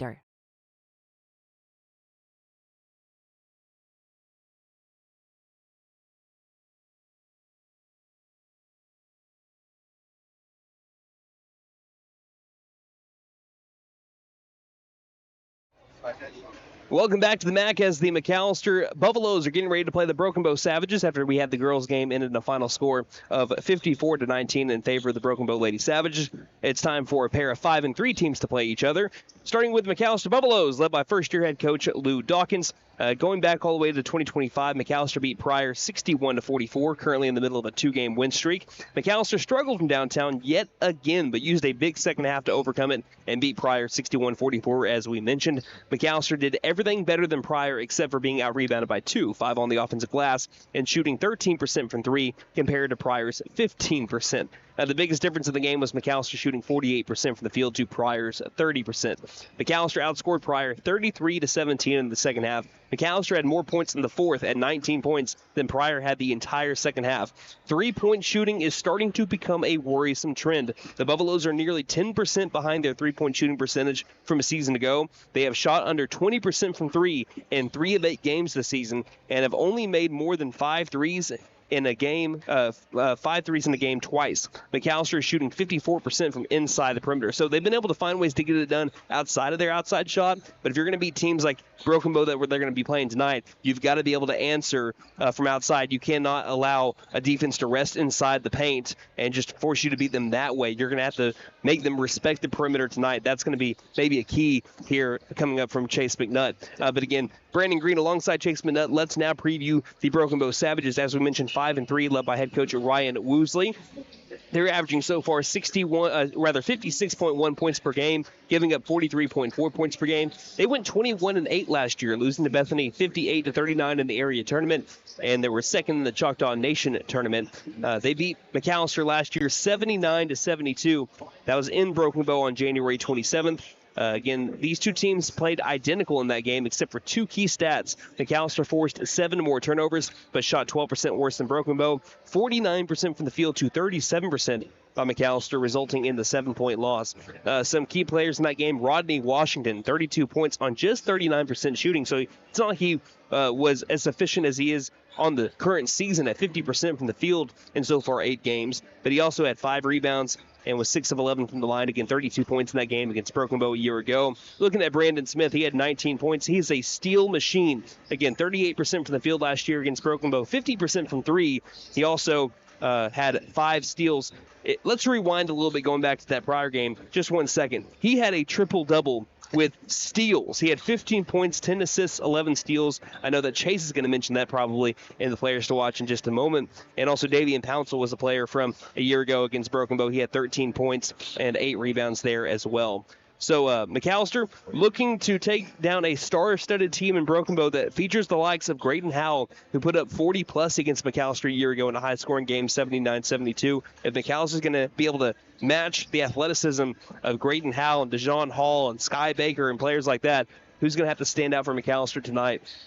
Yeah, well, Brandon, funnily enough, it's kind of like the girls' breakdown. It's a lot of the players you already previously mentioned. The first one, just the worst. No, I mean, we kind of have the same kind of mind. We think about things the same way. Yeah, we're like JT. We're in sync. Very, very true. Peanut butter and jelly as well, salt and pepper, good duos right there. But anyways, I'm going to jump into this. But I feel like if you're going to talk about players to watch for McAlester, the easy and obvious answer, which I'm going to go with, is Rodney Washington here. I feel like this is a team that comes and goes as Rodney comes and goes as well. Obviously, some of these other guys that I'll mention are big players as well because no team can do anything by themselves. But Rodney's the guy that's averaging near 22 points per game this season. They're going to need another good performance from him tonight. Now, obviously, he doesn't have to go out and drop 25 plus, 30 plus for them to beat this team. As I talked about with you guys off air before we came on, I feel like this is a game that favors McAlester just on paper at the very least. And Rodney's a big part of that, as I mentioned. He's my first player to watch. The second one is going to be Brandon Smith. Obviously coming off a great performance where he got a triple-double. Now, if you get a triple-double at any level, it's a great game. And if you get it with a stat that doesn't involve rebounding, which is one of the big 3. Normally it's point, rebounds, assist. If you get a triple-double that doesn't include one of those 3, you're doing something really, really well or really bad because you had 10 turnovers. But he forced 11 turnovers himself last game, and that's exactly what I feel like he's best at. He's really, really athletic. Obviously, he's a DB and a wide receiver on the gridiron as well, and they're going to need him tonight to be active with his hands, force some turnovers because they're playing some really good athletes, and Graydon Howell just one to name. He's my second player to watch tonight, and then obviously Davian Pouncil as well, the other guy that you mentioned, another mainstay from last year's team, averaging, just over 10 points per game this season, nearly a double-double, not quite, but over 6 rebounds. They're also going to need him tonight in the middle. When you play an athletic team, athletic guys like to go up and get rebounds. While they may not be the biggest guys, but they're really athletic and big body, they can box you out. So it's going to be tough tonight, especially with that task inside, but I think Pouncil's up for the task, and that's why he's my last player to watch. And I'm going to give an honorable mention here. Case Patton is going to be my honorable mention for players to watch just because McAlester struggled so much with the three-point ball so far. Patton was 2 of 3 from downtown. I know that he was 2 of 3, and that's like, okay, well, that's not like that big of a stat. When you only made 2 3-pointers in your last game against Pryor, that's a big stat. And he's also your team leader in three-point percentage this year at 40%, so he might have to take some big threes tonight, and they might end up being big threes against the Broken Bow. Let's go to our keys of the game. Yeah, one quick thing I want to mention on Patton. You mentioned, he 2 of 3. That may not seem crazy, but in high school, if you're a role player that can come off the bench and knock down 2 threes a game, that's huge, man. Mm-hmm. That's huge. And as you mentioned, he may need to do that tonight. But just to get to the keys to the game, one thing we also talked about as well, especially in your opening, is McAlester struggles to shoot the ball from deep. And my number one point is don't get complacent on shot attempts. We saw, especially for the Lady Buffaloes in Game 1, they settled for a lot of three-point attempts as well, and that's why Broken Bow was kind of able to have their way because it was either a 3 or McAlester was turning it over. So that led to a lot of easy transition opportunities for the Lady Savages. For McAlester, I would like to see them not settle tonight. You've got all the athletic ability in the world and just mainly your starting 5, not even to mention the guys that are coming off the bench for you. So I would like to see them work the ball around, get inside, a lot like what we saw from the Lady Savages offensively. I think that's one thing. Ball control as well. You want to make sure you're not turning the ball over. A lot of it is the same points that I had in the girls' game because a lot of it is the same. But ball control, don't get complacent on shot attempts, and then doing the little things, free throws, again, turnovers, but also knowing where you're at on the floor, getting back on defense. We saw a couple of times the Lady Savages kind of capitalized on that. So we'll see. Obviously, an athletic team, they'll try to do some of the same on the boys' side. But for McAlester, I think if they can stay out of complacency, control the ball, and do the little things, they'll move to 6-3 tonight. One thing I'm really excited about this team also, coming out of the Christmas break, now you finally have a team that might be all the way into basketball shape. Mm-hmm. Because, again, you have a lot of your key players that came over from football, and sometimes it's hard to make that transition, especially when you go straight to playing games. You don't have a lot of days to really get conditioned. Now you've had 2 weeks to get ready for this.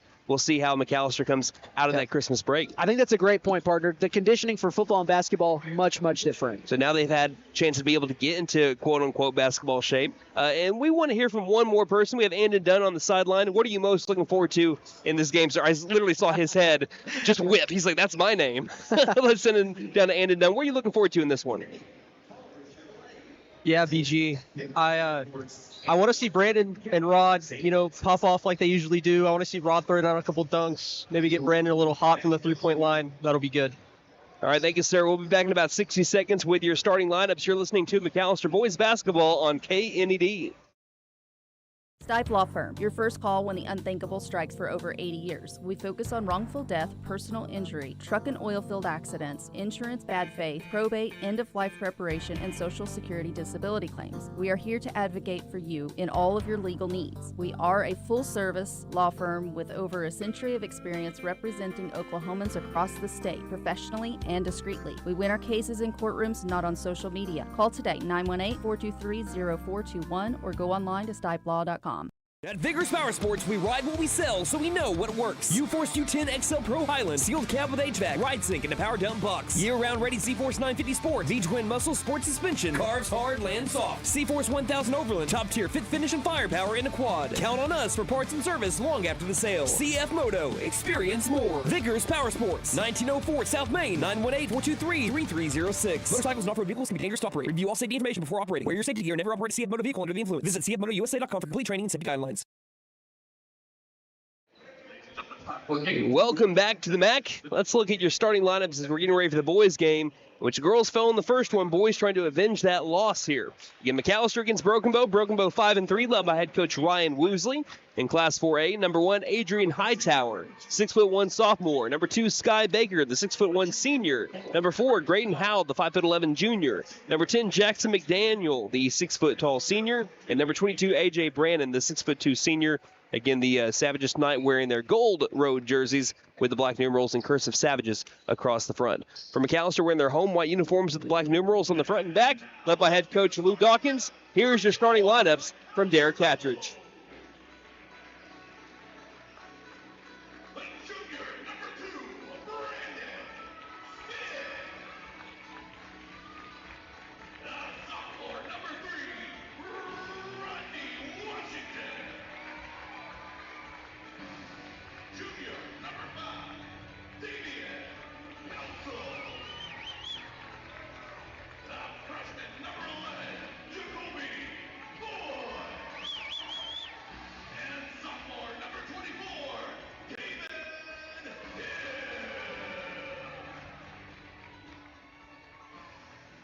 Those are your starting lineups. Both teams 5-3. Tip-off brought to you by T&W Tire McAlester. Say hi to Gail and Doug. See their technicians for brakes, suspensions, and alignments, along with 24-hour road service. They carry Goodyear, Michelin, and other brands to fit your budget. 918-426-6571. Final thoughts here, partner.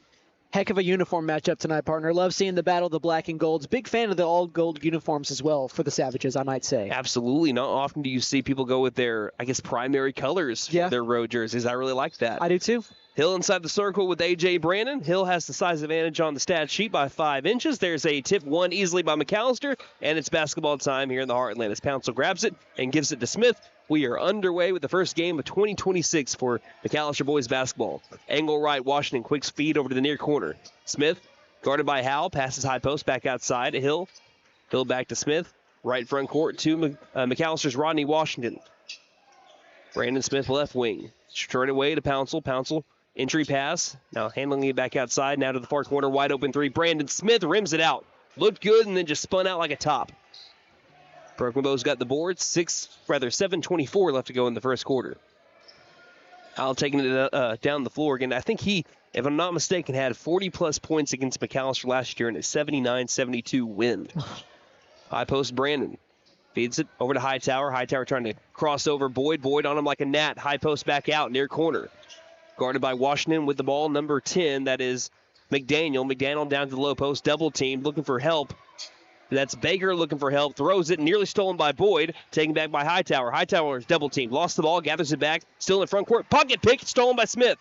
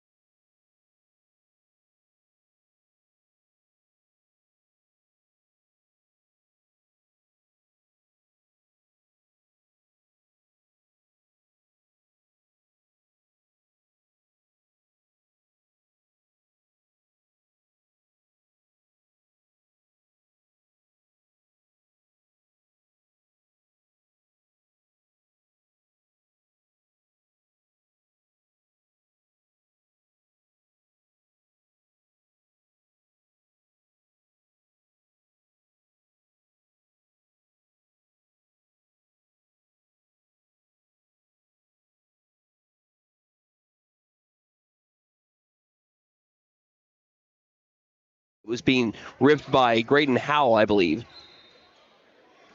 Pouncil inbounding it near the corner. Council gives it to Washington. Washington will give it to Smith, and he'll set up the offense again. Passes right wing, Pouncil. Pouncil dribbles to the right elbow, throws it out, nearly intercepted by Graydon Howell. Intended for Rodney Washington into the Broken Bow bench.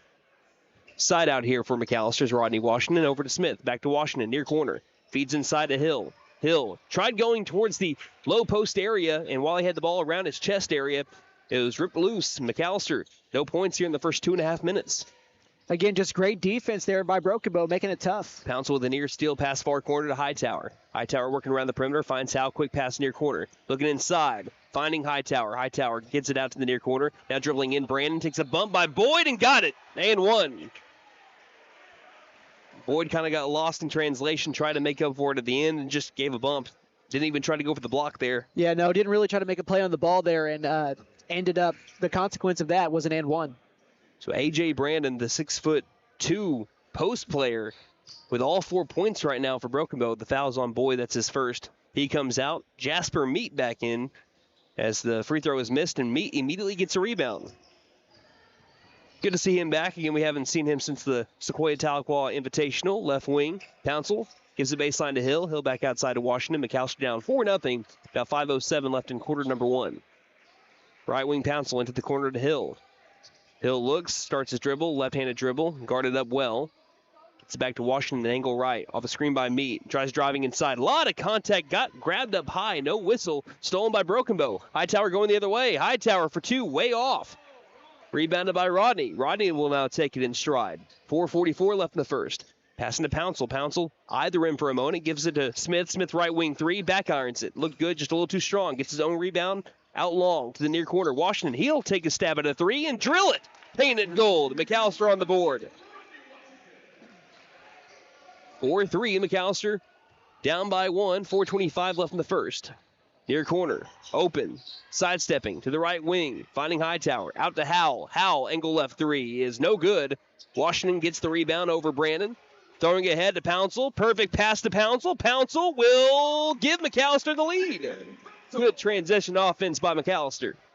Rodney Washington, looking a little bit like Brody Parker there. What a throw. Graydon Howell splitting defenders. Graydon Howell from sea to shining sea. Got the 2. Just weaved through the entire starting 5 of McAllister. Well, 4 out of the 5. 6-5 is the score. Broken Bow up by 1 in the first 2 points for Graydon Howell. Near corner, Washington guarded up by Howell. Great look for Hill. Hill can't handle the ball. Perfect pass, just could not handle it down along the left block area. That is a matchup that you're going to be excited to see all night long. Rodney against Graydon Howell when they're matched up with each other. And Brandon Smith when he's matched up with Graydon Howell. Both stand about the same stature.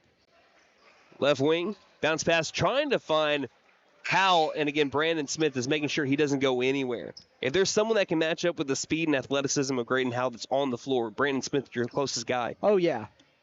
Rodney's got the athleticism to go up at you, but Brandon, I feel like, especially cutting back and forth, he's probably one of the quickest on the floor. 6-5, McAllister down by 1. Right wing, Washington feeds it short corner. Hill takes the long 2. Got it, nothing but nylon. A lot of coaches don't like you taking that long 2, but hey, if it puts points on the board, we'll take it. Yeah, not the highest percentage of shot, but if it goes through, I don't think you'll hear a complaint from Coach Dawkins. Triple teamed was number 2, Sky Baker. Sorry to cut you off there, bud. No, you're fine. Not often you see a triple team there along the far sideline, but you did there. 3 minutes left in the first. Buffaloes lead by 1. Howell between the circles. Again, it's Smith on him. Bounce pass to Brandon. Brandon guarded by Meat. Dribbling in past Meat. In for 2. Misses the shot. Rebounded by Smith. Smith wants to take it in stride. 3-on-2 inside. Almost to Rodney Washington. Stolen instead by Jackson McDaniel. And then you're mimicking there. Should have gone with a bounce pass there. Right wing, Baker. Baker near corner. Smith wants it right back. Smith rips it loose. Pouncil with the steal. Over to Smith. Smith waits for his offense and backs it on up to the left wing. Back to Smith. Near corner. Wide open 3. Painted gold. TNT. And a timeout called. 10-6 McAllister up by 4. 2:23 left in the first. You're listening to McAllister Basketball on KNED. Hey guys, it's Sam from Sam Wampler's Freedom Ford in McAlester and Eufaula. With 2 locations to choose from, we have close to 200 vehicles on the ground and coming in. And with vehicles starting at $29.95, we have something for everyone. And if you need parts or service, we are loading up at both locations to serve you better. Plus, with our mobile service van and our pickup and delivery, we can help you with sales and service no matter where you are. So come see us at Sam Wampler's Freedom Ford in McAlester and Eufaula and let us make it happen for you.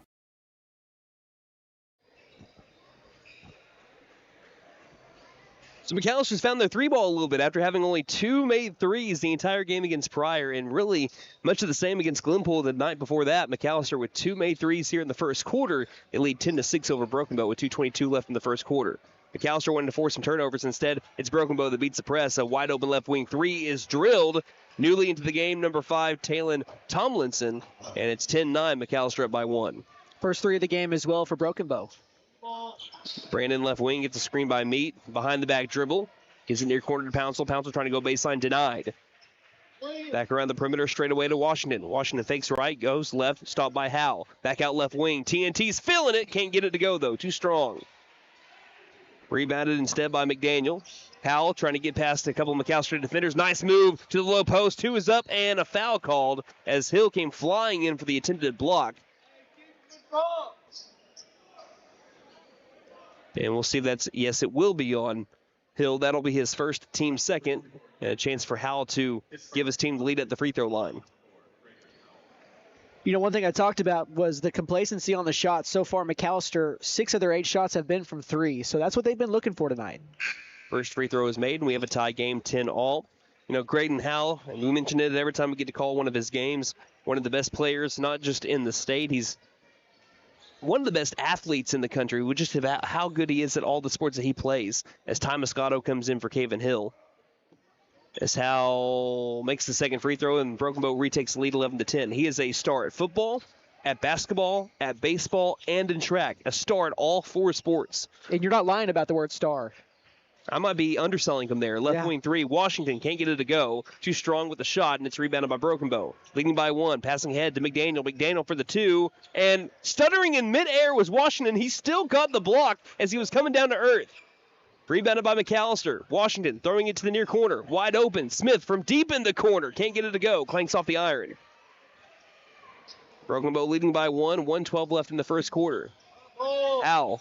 High post. Makes his way towards the basket. Got it and won again. And Graydon Howell, he's announcing his presence here. But he's also getting great looks. I mean, he's penetrating, getting all the way into the block, and that's where he's got his last couple of shots up.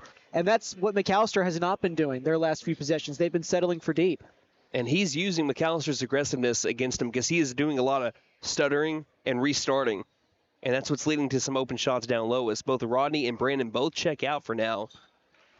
Howell makes the free throw, and it's 14-10 into the game. We have Case Patton and also Jacoby Boyd back in. 60 seconds left in the first. 14-10, Broken Bow leads currently on a 8-0 run. Pouncil out to Boyd. Boyd right wing to Patton. 50 seconds left in quarter number 1. Back out to Patton. Patton, angle left 3, airballed. And out of bounds.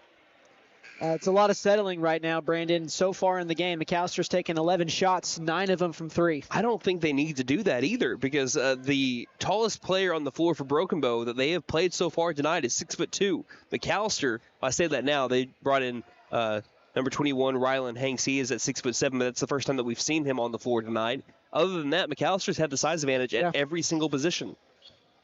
I don't think they have to settle for long shots. Howell, straight away, pushes back, step back, right wing 3, short. Hill trying to climb for the rebound, and he's fouled on the attempt. So McAllister ball with 23 seconds left in the first quarter, and right now in a scoring drought for McAllister at 14-10 the score. And for the first time tonight, we're seeing Broken Bow press. Inbound to Pouncil. Pouncil to Moscato. Moscato quickly to Patton. Broken Bow kind of falling back with the passes. They get it over to Hill. Hill left wing, looking inside for Boyd. Boyd underneath the basket, traveled along the baseline. Yeah, I think that's a good call. He took one extra step. I think if he took a dribble or just went up before he took that last step, he'd have been fine.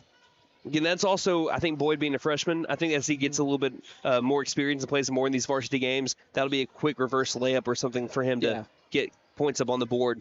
8 seconds left in the first. Howell, can he finish off what has been a stellar first quarter? Bounces off of Patton, left elbow, gets it out to the far corner. Three-pointer in the air, short. And there's the buzzer before the putback by Broken Bow. 14-10, Broken Bow on an 8-0 run going into the second. You're listening to McAlester Basketball on KNED. Ever notice how one thermostat can spark a full family debate? Dad cranks it down, mom turns it up, and the kids, well, they just want it perfect for video games. That's when your HVAC system says, I'm done. And that's when we step in to keep everyone comfortable and prevent the family from turning on each other. Because let's be honest, the dog shouldn't have to choose sides. Don't despair. Call Freeze and Flare Heat and Air. We're licensed, bonded, and insured. Mechanical license number 0014445. The Buck Wilson Big Buck Contest is underway. The deer, they're everywhere. And if one gets in the way of your moving vehicle, well, Buck Wilson Frame and Body Shop can fix it. And don't forget to register for your chance to win cash and prizes during the Buck Wilson Big Buck Contest. We're located at 103 Oklahoma Avenue in McAlester. Call 918-423-3161. That's 423-3161.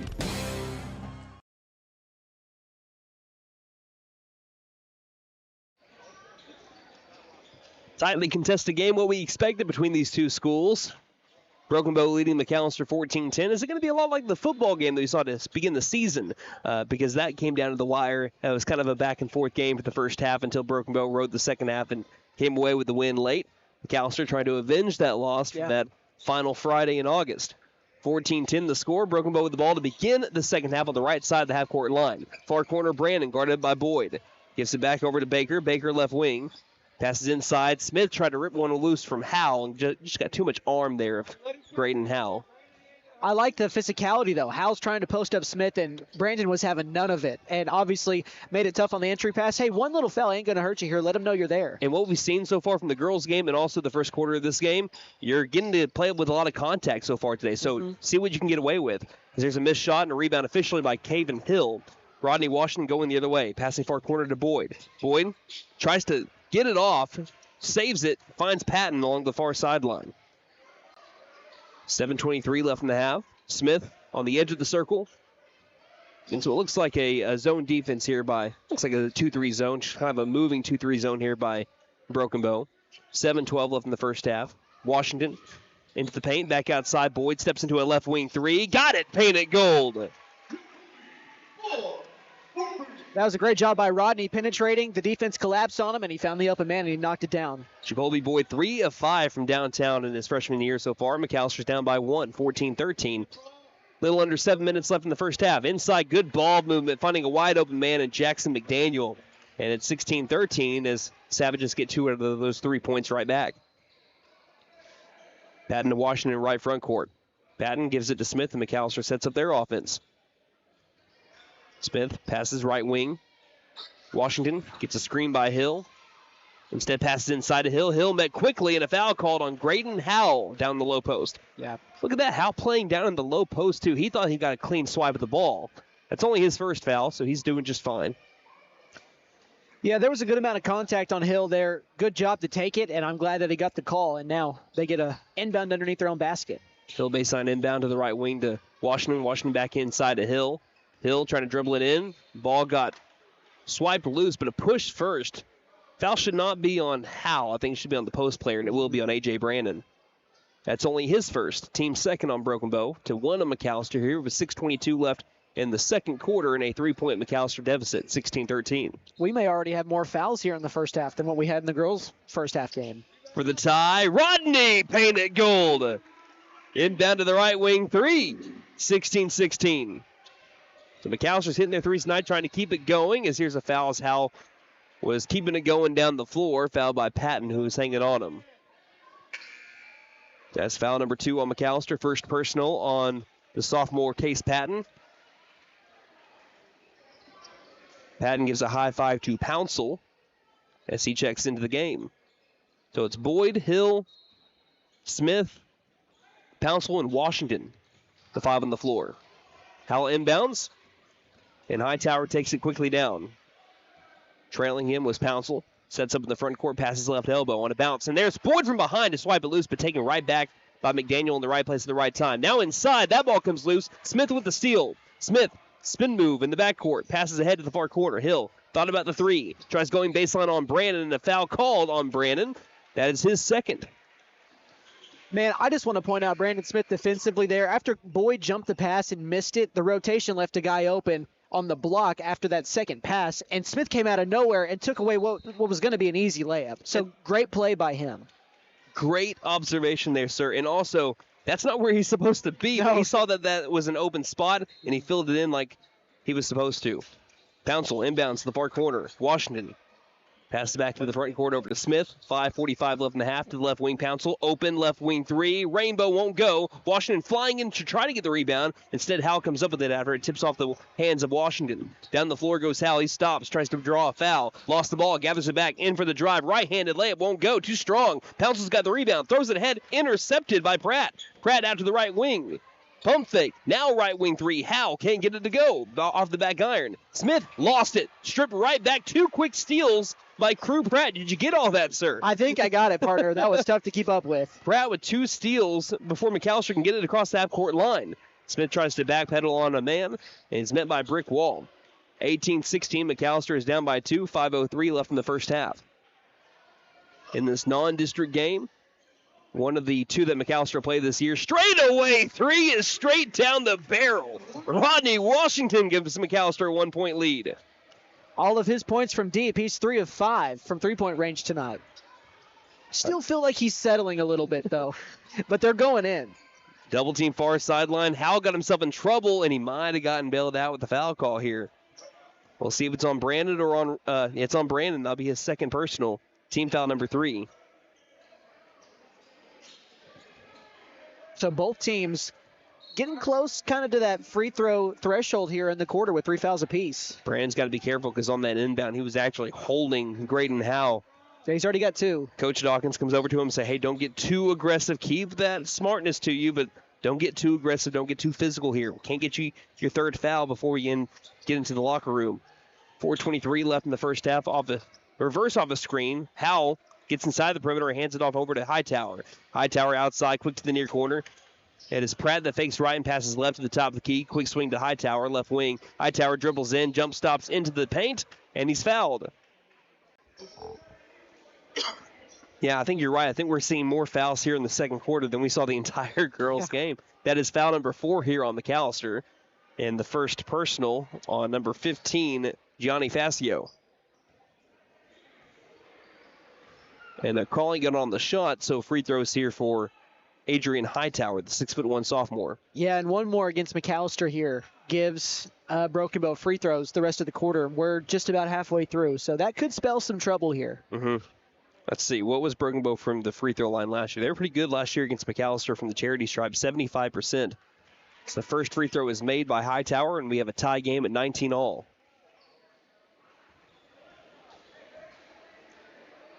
This to give Broken Bow the lead right back.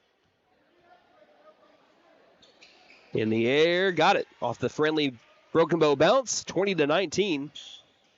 McAlester is down by 1 again. Hill, straight away. To Smith left wing into the corner to Pouncil. Pouncil, back straight away over to Rodney Washington, standing by that white line. It's a screen by Hill and dribbles right. Stopping, starting, pulls up, free throw line, jumper, right in your face. 21-20. McAlester back up by 1. We're trading blows here in the second quarter. Hey, they can do what they want, but personally, I wouldn't give Rodney that much space to shoot a jump shot. When he's moving with that kind of swagger, you just know he's going to have a big night. Already 11 points. 3:33 left in the first half. Near corner, looking inside, nothing's open. Passes to Pratt, baseline. Pratt can have 2 crucial steals earlier in the quarter to the far corner and a quick swing. Hightower with a hand in his face, can't make the 3. A fight for the rebound down low. Facio can't get it. Back outside. Howell for the lead. Straight away, got it. His first made 3 of the night. Graydon Howell is up to 10 points, 23-21. Yeah, that was big for him. He'd missed, I think, 3 or 4 in a row up until that shot. So who knows? Maybe that's what gets him rolling for the Savages. McAlester down by 2. Their largest deficit has been 4 points tonight.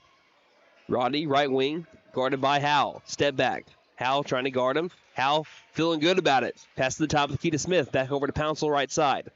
Excuse me, that's Hill. Hill to the far corner to Washington off a screen. Stops. Right wing three in the air. That one's too strong. That's a little bit of a heat check there for Rodney.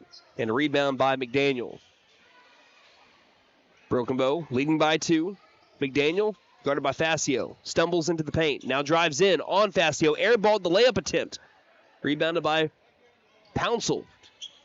Pouncil down the floor. Hands it off over to Smith before they cross the half-court line. 2:24 left in the half. Pouncil on the drive. Stopping a high post. Tried to lay it in. Looked like he might have had his arm grabbed. Instead, it went straight into the arms of a Broken Bow Savage, who officially gets the steal there. 2:12 left in the first half.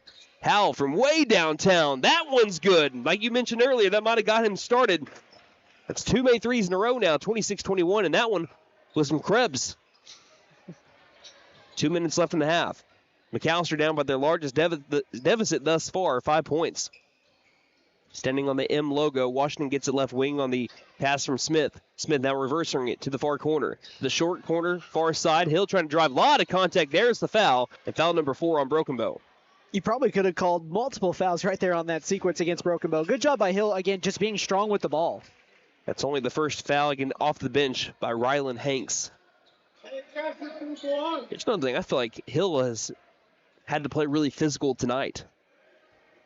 As Jacoby Boyd is checking in for Facio. And we have a stoppage now. Looks like, are they coming to talk to Coach Dawkins? Yeah, I think they are. And I don't know if this would be something for Andon Dunn, if he knows what's going on down there. But he can give us his best guess. Maybe. Yeah, I'm not totally sure, BG. The ref went over to talk to Coach Dawkins and then it looks like it's an equipment thing. I guess pulled. That is there blood on his They uniform? pulled Brandon Smith completely out of the game. I wonder if was there blood on the uniform or something? Yeah, or there's got to be. I didn't see it. That's the only reason I could think, because I didn't look like he was wearing any kind of wristband or anything that they wanted him to take off. So. And now Coach Dawkins is. I think they're having a discussion with one of the officials. He did. He had a wristband on his left leg. Oh. Which I don't know if they would be mad about that or not. That could make some sense. I can't think of any other reason why he would have to be removed mid-play. This is kind of an animated, not a little bit of an animated conversation. Not really like anyone is yelling or anything over here by Coach Dawkins, but yeah, and Coach Dawkins gives the official a little bit of a tap. Okay, so thank you for the description there. I think he was just really trying to get his point across on why he had to come out. Smith to come back out. I think he was trying. Yeah, I think the Andon's right. I think they were trying to get Brandon to come back into the game, but gave him enough time and said, "Okay, we got to get this game back and rolling." So Ty Moscato checks in.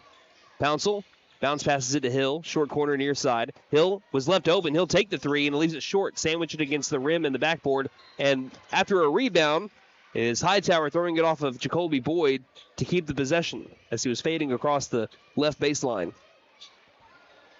So after all that confusion, it is Washington, Boyd, Moscato, Hill, and Pouncil as Smith has made his way back over towards the bench.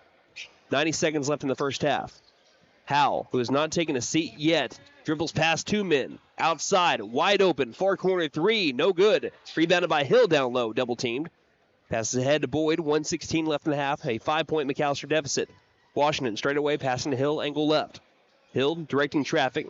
Wants a screen by Pouncil, instead passes it to the top of the key. Washington feeds it to Pouncil, far corner. Pouncil back straight away. Quick trigger three by Washington, no good. Ball's tipped around, taken by Hightower inside the paint. Broken Bow moving the other way. McAllister's gone on a little bit of a scoring drought now near corner Pratt. Pratt backing up Pouncil. Back outside to Howell. Howell hit 2 threes in a row. He tries to drive, stops top of the key, throws inside. Great look. Blocked shot by Hill. Rebounded by Moscato. McAllister moving the other way. Hill ahead to Washington. Washington trying to get past Graydon Howell, and he does so. Right to the rack. Bounces it in. 26-23. McAllister down by a tray. Rodney with 13 now, 5 of 9 from the floor, and that kind of breaks that scoring drought as well. Howell feeds it far corner. Also, he's played with no fouls. Knock on wood, don't get a foul here, Rodney. 20 seconds left in the half. Far corner, thought about the three. Boyd closed in quickly. Ball came loose. Moscato diving for it. Now it's Pouncil, I believe, that came up with it. And do we have a tie ball or an out of bounds? They may have gotten a timeout. I think you're right. Coach Dawkins gets a timeout with 10 seconds left. That's our First timeout of the first half. We'll take it with them. You're listening to McAlester Basketball on KNED. McAlester Direct Primary Care offers 24/7 access to your provider, deeply discounted rates on labs and imaging, more time with your provider, same day or next day appointments, and even home visits for a flat monthly membership fee. We now offer hormone replacement therapy and DOT physicals in addition to our other services. We are excited to announce that we have opened a new location in Longtown, and we are accepting new patients. McAlester Direct Primary Care at 6th and Carl Albert, or give us a call at 918-233-6522. New year means new resolutions and the perfect time to trade in and trade up at Benton Nissan of McAlester. Why settle for last year's ride when you can drive something with more tech, more comfort, and more style? Turn your trade-in into an upgrade you'll love, because your resolutions deserve the best ride. Fulfill your new year with a resolution you'll keep, a new Nissan from Benton Nissan of McAlester. And don't forget to tell them Maddie sent ya. Benton Nissan is your best deal dealer. Shop us online now at BentonNissan.com. So McAlester ends the Broken Bow possession and taking their first time out of the first half of the entire game, really. McAlester will possibly have a chance here. Or did they say Broken Bow? No, it was Broken Bow that got the ball. Again, we had some people that were in front of us as we were trying to get on the right side. And now they're talking to Moscato. Yeah, they're talking to Moscato as he was kind of tangled up with Pratt. So it was Broken Bow that actually got the ball, so they have a chance here as they called a timeout. They'll inbound over to Howell. 9 seconds left in the half. Howell hands off to Baker. Baker looks inside to Brandon. Back outside to Howell. 3 seconds. Long three in the air. Won't go. Rebounded by Pouncil, and that's the end of the first half. So the McAlester Buffaloes down by 3 to the Broken Bow Savages in a great game through 16 minutes. 26-23 the score. We'll be back with some halftime stats when we return on KNED. When you need propane, there's only one place to go. W.E. Alford Propane. Both residential and commercial, W.E. Alford Propane has served eastern and southeastern Oklahoma with locations in Eufaula, McAlester, Shakota, Wilburton, Hartshorn, Muskogee, Tallahena, Antlers, and Stigler. With the cold weather, you'll want to be sure and fill up your tank today. Call 918-423-3121. W.E. Alford Propane, serving the area for more than 70 years. Game day is more than just sports. It's about community. That's why the Bank NA is proud to support our hometown team. Just like our athletes, we're rooted right here, working hard for every win. When you bank local with the Bank NA, your money stays local, fueling small businesses, helping families buy homes, and building a stronger community. So whether it's on the court, the field, or in your financial future, we're in this together. The Bank NA. Strong, secure, and ready to loan. Member FDIC Equal Housing Lender. Stipe Law Firm, your first call when the unthinkable strikes for over 80 years. We focus on wrongful death, personal injury, truck and oil field accidents, insurance bad faith, probate, end-of-life preparation, and Social Security disability claims. We are here to advocate for you in all of your legal needs. We are a full-service law firm with over a century of experience representing Oklahomans across the state, professionally and discreetly. We win our cases in courtrooms, not on social media. Call today, 918-423-0421, or go online to stipelaw.com. At Vigorous Power Sports, we ride what we sell, so we know what works. U-Force U10 XL Pro Highland, sealed cab with HVAC, ride sync, and a power dump box. Year-round ready C-Force 950 Sport, V-Twin Muscle Sport Suspension, carves hard, land soft. C-Force 1000 Overland, top tier fit finish and firepower in a quad. Count on us for parts and service long after the sale. CF Moto, experience more. Vigorous Power Sports, 1904 South Main, 918-423-3306. Motorcycles and off-road vehicles can be dangerous to operate. Review all safety information before operating. Wear your safety gear and never operate a CF Moto vehicle under the influence. Visit cfmotousa.com for complete training and safety guidelines. Hey guys, it's Sam from Sam Wampler's Freedom Ford in McAlester and Eufaula. With 2 locations to choose from, we have close to 200 vehicles on the ground and coming in. And with vehicles starting at $29.95, we have something for everyone. And if you need parts or service, we are loading up at both locations to serve you better. Plus, with our mobile service van and our pickup and delivery, we can help you with sales and service no matter where you are. So come see us at Sam Wampler's Freedom Ford in McAlester and Eufaula and let us make it happen for you.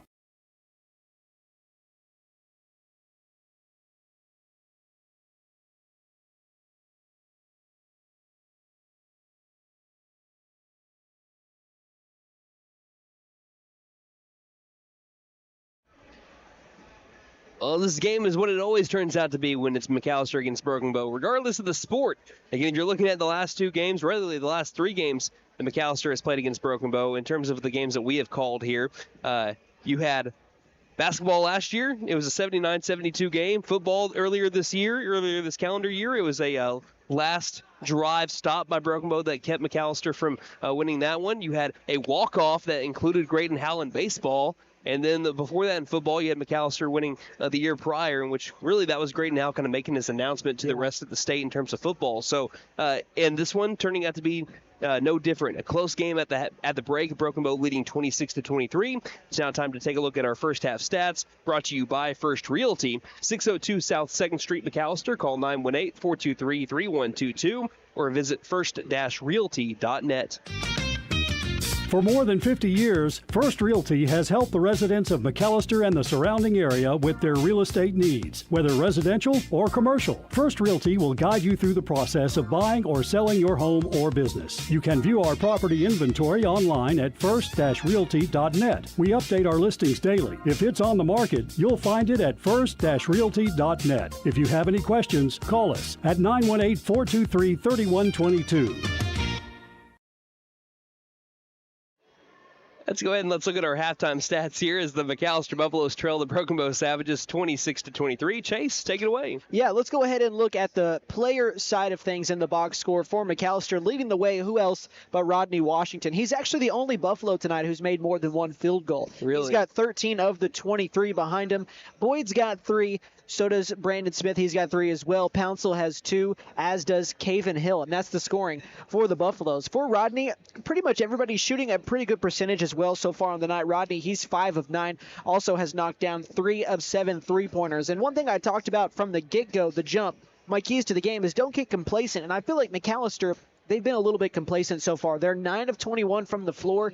But 16 of those 21 shots have been from 3. They are just 5 of 16 from 3. That is a 31% clip. Now, for Broken Bow, it's almost kind of identical on the percentage side for 3. They're shooting 30% to McAlster's 31, but they've shot 6 less and they've made 2 less. They are 3 of 10. Overall, though, they've made the same number of shots on more attempts. They are 9 of 24.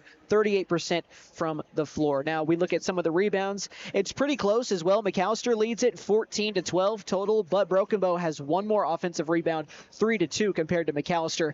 And then on the turnover side of things, that's kind of where Broken Bow has kind of made their hay so far tonight. 8 turnovers for McAlester, just 3 for Broken Bow, and 2 blocks for the Buffaloes as well. Again, all apologies to Big V Feet Center. McAlester without a free throw in the first half. Broken Bow, they've taken advantage of their trips to the line so far. They've gone 5 of 6. Yeah. So if McAllister's going to come back from, albeit a small deficit, a 3-point deficit right now, what are they going to need to do either better or continue to do well in the second half? Yeah, honestly, if Rodney is making shots like he was there in that second quarter, it may not matter, but I would just like to see them hunt some closer shots, some higher percentage shots. We know they can knock down the 3 ball. We've seen them do it, but on a night like tonight, it's not really falling for you at a crazy clip, save for, Rodney Washington, who's made almost half of his 3s tonight. But I would like to see them just get some more looks inside. I think they're playing very well, very physical defensively. Continue to keep your main guys out of foul trouble, which, as you mentioned, and we've talked about so far, they've done that so far tonight. But really nothing crazy, man. It's a 3-point game at the half. Just continue to play your ball game. But I think the biggest thing is just try and get some healthier looks offensively. All right, that's a pretty good breakdown of what we can expect in the second half. McAlester is trailing the Broken Bow Savages 26-23. Andon, as he's got to see everything from the sideline, what have you noticed from the first half between the Savages and the Buffaloes? Yeah, BG. Brandon Smith, when he was in the game, was playing some great defense. He was definitely locked down on the main scorer for Broken Bow, whose name I'm forgetting at the moment. Graydon Howell there. Howell, that's who it was. Yeah, locked down on him for the most part, other than those 2 threes toward the end of the half. Also, he still has that on his left ankle or left calf, has that band on his leg. So I don't know what he was taken out of the game for. Thank you, sir. Again, there's our sideline report from Mr. Andon Dunn, who is changing his majored to broadcasting going into the second half of his freshman year, and we are excited to have him as a part of the McAlester Buff Sports Radio team, interning here his first year here with McAlester Sports Radio. Again, 26-23 is the score at the end of the first half. I'm Brandon Green alongside Chase McNutt, as you mentioned, as we just heard from, actually, Andon Dunn sideline. This game brought to you by Sam Wampler's Freedom Ford, Freeze and Flare Heat and Air, LLC, Buck Wilson Frame and Body Shop, McAlester Direct Primary Care, Fit and Nissan McAlester, WE Alford Propane, The Bank and A, Stipe Law Firm, and Vickers Power Sports. We'll take a 2-minute break and return with the second half coming up on KNED. Ever notice how one thermostat can spark a full family debate? Dad cranks it down, mom turns it up, and the kids, well, they just want it perfect for video games. That's when your HVAC system says, I'm done. And that's when we step in to keep everyone comfortable and prevent the family from turning on each other. Because let's be honest, the dog shouldn't have to choose sides. Don't despair. Call Freeze and Flare Heat and Air. We're licensed, bonded, and insured. Mechanical license number 0014445. The Buck Wilson Big Buck Contest is underway. The deer, they're everywhere. And if one gets in the way of your moving vehicle, well, Buck Wilson Frame and Body Shop can fix it. And don't forget to register for your chance to win cash and prizes during the Buck Wilson Big Buck Contest. We're located at 103 Oklahoma Avenue in McAlester. Call 918-423-3161. That's 423-3161. McAlester Direct Primary Care offers 24/7 access to your provider, deeply discounted rates on labs and imaging, more time with your provider, same day or next day appointments, and even home visits for a flat monthly membership fee. We now offer hormone replacement therapy and DOT physicals in addition to our other services. We are excited to announce that we have opened a new location in Longtown, and we are accepting new patients. McAlester Direct Primary Care at 6th and Carl Albert, or give us a call at 918-233-6522. New year means new resolutions and the perfect time to trade in and trade up at Benton Nissan of McAlester. Why settle for last year's ride when you can drive something with more tech, more comfort, and more style? Turn your trade-in into an upgrade you'll love, because your resolutions deserve the best ride. Fulfill your new year with a resolution you'll keep, a new Nissan from Benton Nissan of McAlester. And don't forget to tell them Maddie sent ya. Benton Nissan is your best deal dealer. Shop us online now at BentonNissan.com.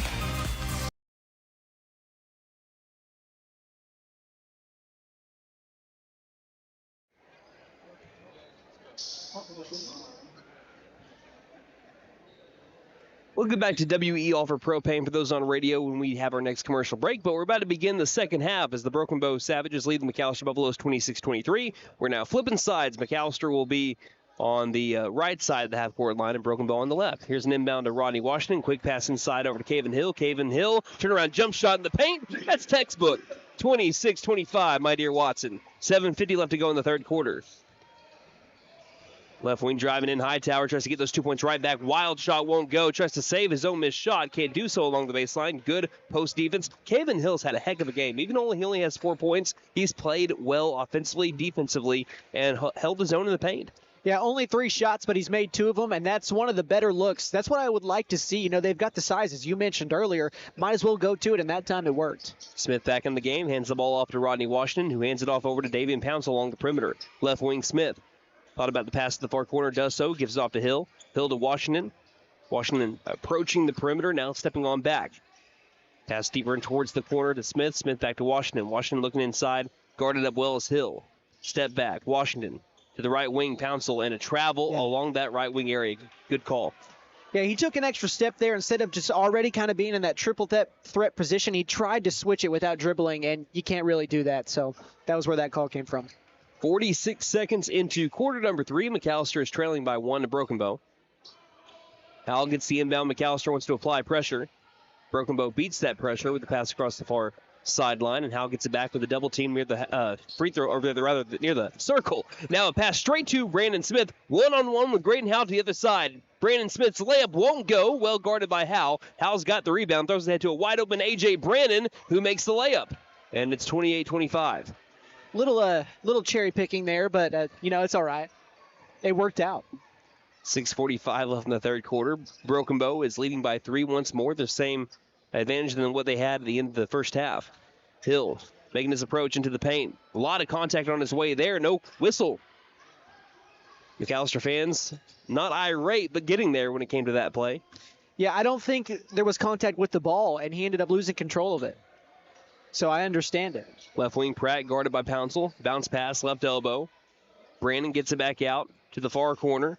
Howell sets into a three. Got it. 3 in a row from downtown for Graydon Howell going back to the second quarter, and it's a game-high 6-point lead for Broken Bow. He might have scored like maybe 8 of their last 11, something like that. Left wing, Smith tries to answer right back. Can't do so. Too strong with the shot. Hill can't get the rebound past A.J. Brandon, who did a great job boxing it out and also had the loose ball. Howell right past Boyd. Howell to the low post, back outside. Left wing, corner southpaw 3 is drilled by number 10, Jackson McDaniel. And all of a sudden, it's a 9-point deficit for McAlester in what was a 3-point deficit just mere moments ago. Yeah, biggest lead of the night. It'll be interesting to see how McAlester responds here. Still a lot of time left. Near corner, Boyd. 5:30 left in the third quarter. Pouncil to the high post. Pushes off to the straightaway mark. Rodney Washington can't get the 3 ball. Rebounded by Brandon. Howell trying to go for the jugular here in the third. Drives all the way down. Throws a wild shot up, hoping to get free throws. Jacoby Boyd is the one that committed the foul, and that will be on the floor. Yeah, it just looked like a frustration foul. Did it early enough to where you didn't get any free throws, and it's not really consequential, only his second. Inbound to Howell. Howell right around Jacoby Boyd. How did he make that? And a timeout called by Broken Bow as they have completely gotten the better of McAlester here in the third quarter. 13 unanswered points since McAlester scored the first 2. 5:11 left in the third. We'll take a break here on KNED. When you need propane, there's only one place to go. W.E. Alford Propane. Both residential and commercial, W.E. Alford Propane has served eastern and southeastern Oklahoma with locations in Eufaula, McAlester, Shakota, Wilburton, Hartshorn, Muskogee, Tallahena, Antlers, and Stigler. With the cold weather, you'll want to be sure and fill up your tank today. Call 918-423-3121. W.E. Alford Propane, serving the area for more than 70 years. Game day is more than just sports. It's about community. That's why the Bank NA is proud to support our hometown team. Just like our athletes, we're rooted right here, working hard for every win. When you bank local with the Bank NA, your money stays local, fueling small businesses, helping families buy homes, and building a stronger community. So whether it's on the court, the field, or in your financial future, we're in this together. The Bank NA. Strong, secure, and ready to loan. Member FDIC, Equal Housing Lender.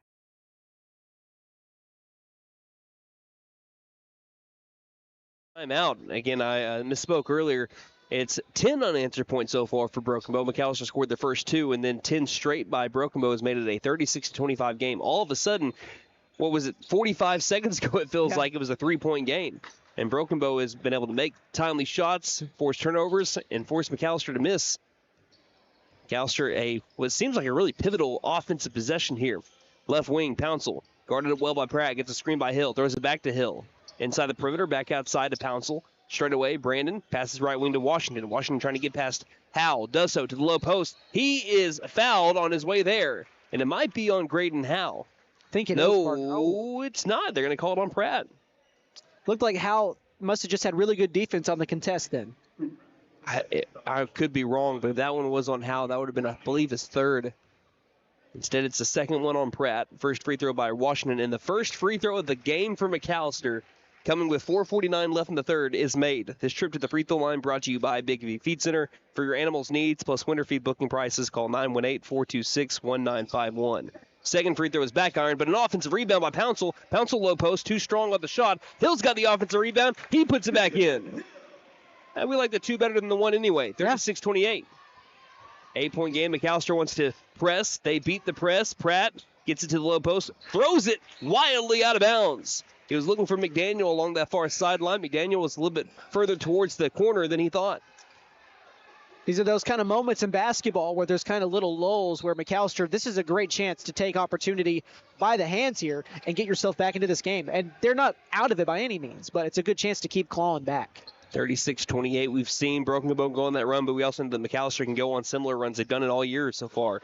Inside, Boyd, low post, throws it outside to the right wing. Pouncil Inside back to Hill. Hill had it knocked loose from behind by A.J. Brandon. They have gotten a lot of steals off of that type of play so far today. Just pickpocket from the back. And Chase keeps on saying, give a bounce pass. Driving in A.J. Brandon, it's 38-28. And McAlester is not just the only team. It's just kind of like a high school thing. You don't see a lot of bounce passes on entry passes. Right wing. Washington right past his man. Pulls up. Mid-range jumper. Won't go. Flying in. Pouncil can't get the rebound. Taken by McDaniel. They have a chance to extend what is already a double-digit lead. Being trailed from behind, Howell lost the ball, pounces on it, and so are a couple of Broken Bow players who are still fighting for it. And Washington pushes Taylon Tomlinson off of him, saying, hey, we're tangled up right now. Let's get off the ball. Make sure everyone's okay and don't. Yeah, neither Pouncil or Howell really wanted to let go of that ball. But it's not a fumble. They don't have to pull you out of a pile like that. But now they're talking to him. The officials are. Oh, because what Washington did was he pushed Tomlinson like off the pile. They're not going to call a foul on Washington. They're just going to say, hey, in future reference, learning experience, that could lead to a foul depending on where you go. Got to be careful. And I like that they were able to have that conversation with them instead of going straight just to blowing the whistle. Right. Intercepted, easiest one Brandon Smith's ever going to have on an inbound. He waits for his offense. Throws to Rodney. Rodney could not control the ball. And he looks at his own hands as they failed him right there. 3:28 left in the third. For as good of a first half as he's had, he's had a really bad third quarter. Left wing three is airballed off of the hands of who? They're going to say off of Rodney instead of Jackson McDaniel. So it'll be Broken Bow basketball baseline right now. Just 5 points in the quarter so far for these Buffaloes. They just not been able to get anything going. McDaniel gives to Howell. Howell step back left elbow too short. And a offensive rebound deep in the corner by the Savages. Inside. Nice look. Baker can't convert though. And a wild rebound attempt. Pouncil tried grabbing it, but as it was kind of stuck to his hand and tried to bring it back in, he threw a dart to Brandon Smith, who just was not ready for that. Yeah, McAlester is kind of skating on thin ice right here. Kind of in dangerous territory, down by 10. Needless to say, the ball went out of bounds for those on radio. Brandon got the inbound, dribbles into a double team, finds Graydon Howell somehow, and it's 40-28. 12-point game-high lead for the Broken Bow Savages. Smith straight away to the far corner. Need this one. Pouncil for three. No good. Too strong. And things continue to snowball here for McAlester. Throwing ahead to A.J. Brandon. Brandon for two. Right past Caven Hill. And it's 42-28. They're getting a lot of looks inside, Brandon. That's the difference.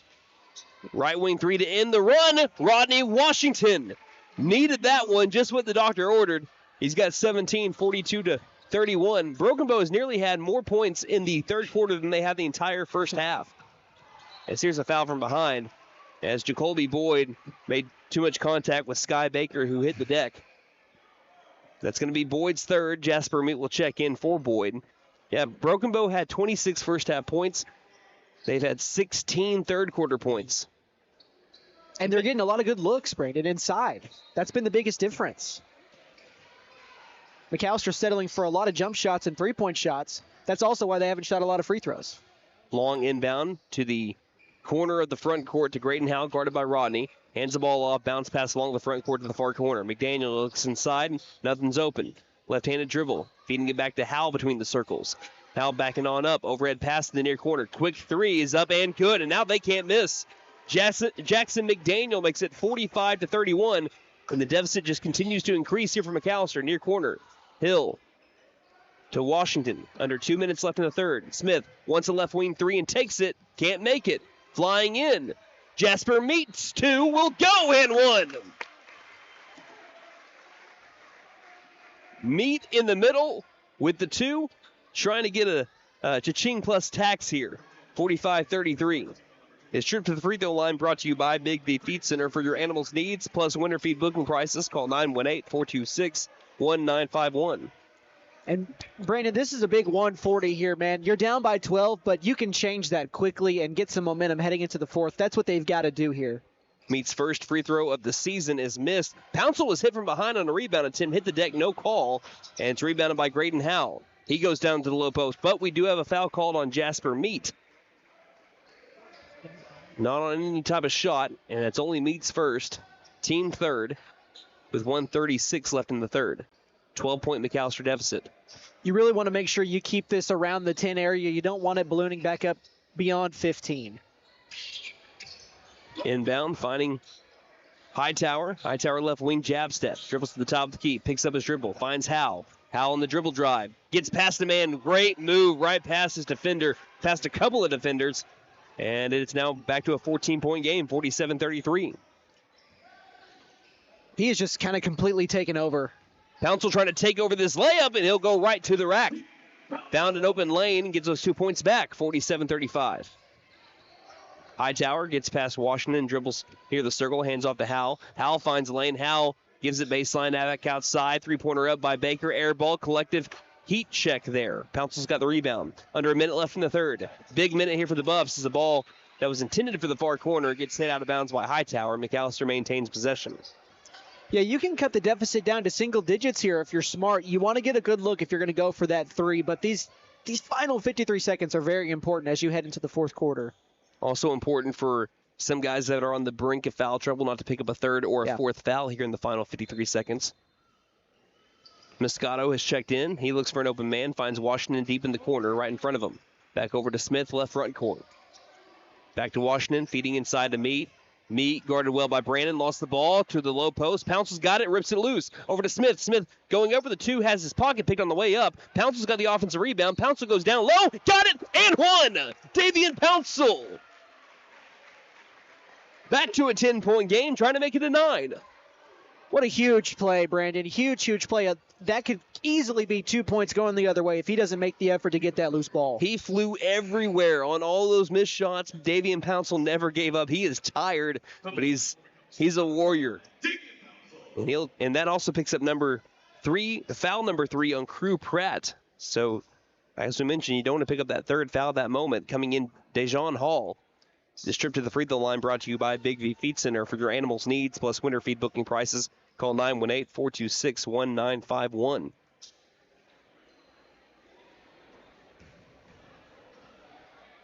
Pouncil at the line this season, 48%. Against Broken Bow last year, he went 4 of 6, and he misses this one. As Moscato, after an inbound, tried saving the ball, dove for it, had a foot on the line. I was very close. Because if that gets back over to a Buffalo, that's an easy 2. 33.3 left in number 3. Got to be smart here. As you mentioned, the foul trouble, and you don't want to give up any easy points. You don't want Brandon to pick up his third, and there's a ball that's thrown out of bounds on a skip towards number 10, Jackson McDaniel. He can't control it. Goes into the scores table, and McAlester, chance at more points here. 32 seconds left in the third, 10-point McAlester deficit. Inbounds to Smith, left wing to Pouncil. Smith wants it back, Smith gets it back. Swings it right wing to Washington, back to Smith, open, now drives, high post. Contested 2, won't go, but he's fouled again. Free throws here for Brandon Smith. Huge. Big sequence there. The Buffaloes finally found something offensively. They were down, 14, just like a minute ago, and now have a chance to cut it to possibly 8. Huge swing here. Great response as well. Taking advantage of this last 90 seconds, as you mentioned. You mentioned it back when it was a minute 42. Smith, 68% from the line this year. That is the team leader in free throw percentage as he makes the first one. McAlester has struggled a bit at the free throw line in the first 8 games of the year. Struggled a bit tonight. That's only their second made free throw. Yeah, 2 of 5 tonight. 61% on the season. 22.2. Here's number 2 with number 2, and he makes them both. 47-39. Howell will inbound, traveling along the baseline, gets it inside. Bounce pass back over to Howell. Howell lobs it. Dangerous. Somehow found its way to Dejon Hall. Looked like football there. Lobbed to the far corner. Open 3, big 3, missed the 3. Moscato's got the rebound. 10 seconds left in the third. Big possession here. Down by 8. 47-39. What do you got, Brandon? Brandon drives in. Brandon launch shot. No whistle. Pouncil tries to get it. Up or 2 at the buzzer. That won't go either. But Pouncil hit the deck. Looked like he might have been tackled right in front of the official. Coach Dawkins went straight to that official to say, what did you see there? But that's how we end the third quarter. Going into the fourth, put those 4s up in the air, Buff fans. 47-39, Broken Bow leads by 8 here on KNED. Stipe Law Firm, your first call when the unthinkable strikes for over 80 years. We focus on wrongful death, personal injury, truck and oil field accidents, insurance bad faith, probate, end-of-life preparation, and Social Security disability claims. We are here to advocate for you in all of your legal needs. We are a full-service law firm with over a century of experience representing Oklahomans across the state, professionally and discreetly. We win our cases in courtrooms, not on social media. Call today, 918-423-0421, or go online to stipelaw.com. At Vigorous Power Sports, we ride what we sell, so we know what works. U-Force U10 XL Pro Highland, sealed cab with HVAC, ride sync, and a power dump box. Year-round ready C-Force 950 Sport, V-Twin Muscle Sport Suspension, carves hard, lands soft. C-Force 1000 Overland, top-tier fit finish and firepower in a quad. Count on us for parts and service long after the sale. CF Moto, experience more. Vigorous Power Sports, 1904 South Main, 918-423-3306. Motorcycles and off-road vehicles can be dangerous to operate. Review all safety information before operating. Wear your safety gear and never operate a CF Moto vehicle under the influence. Visit cfmotousa.com for complete training and safety guidelines.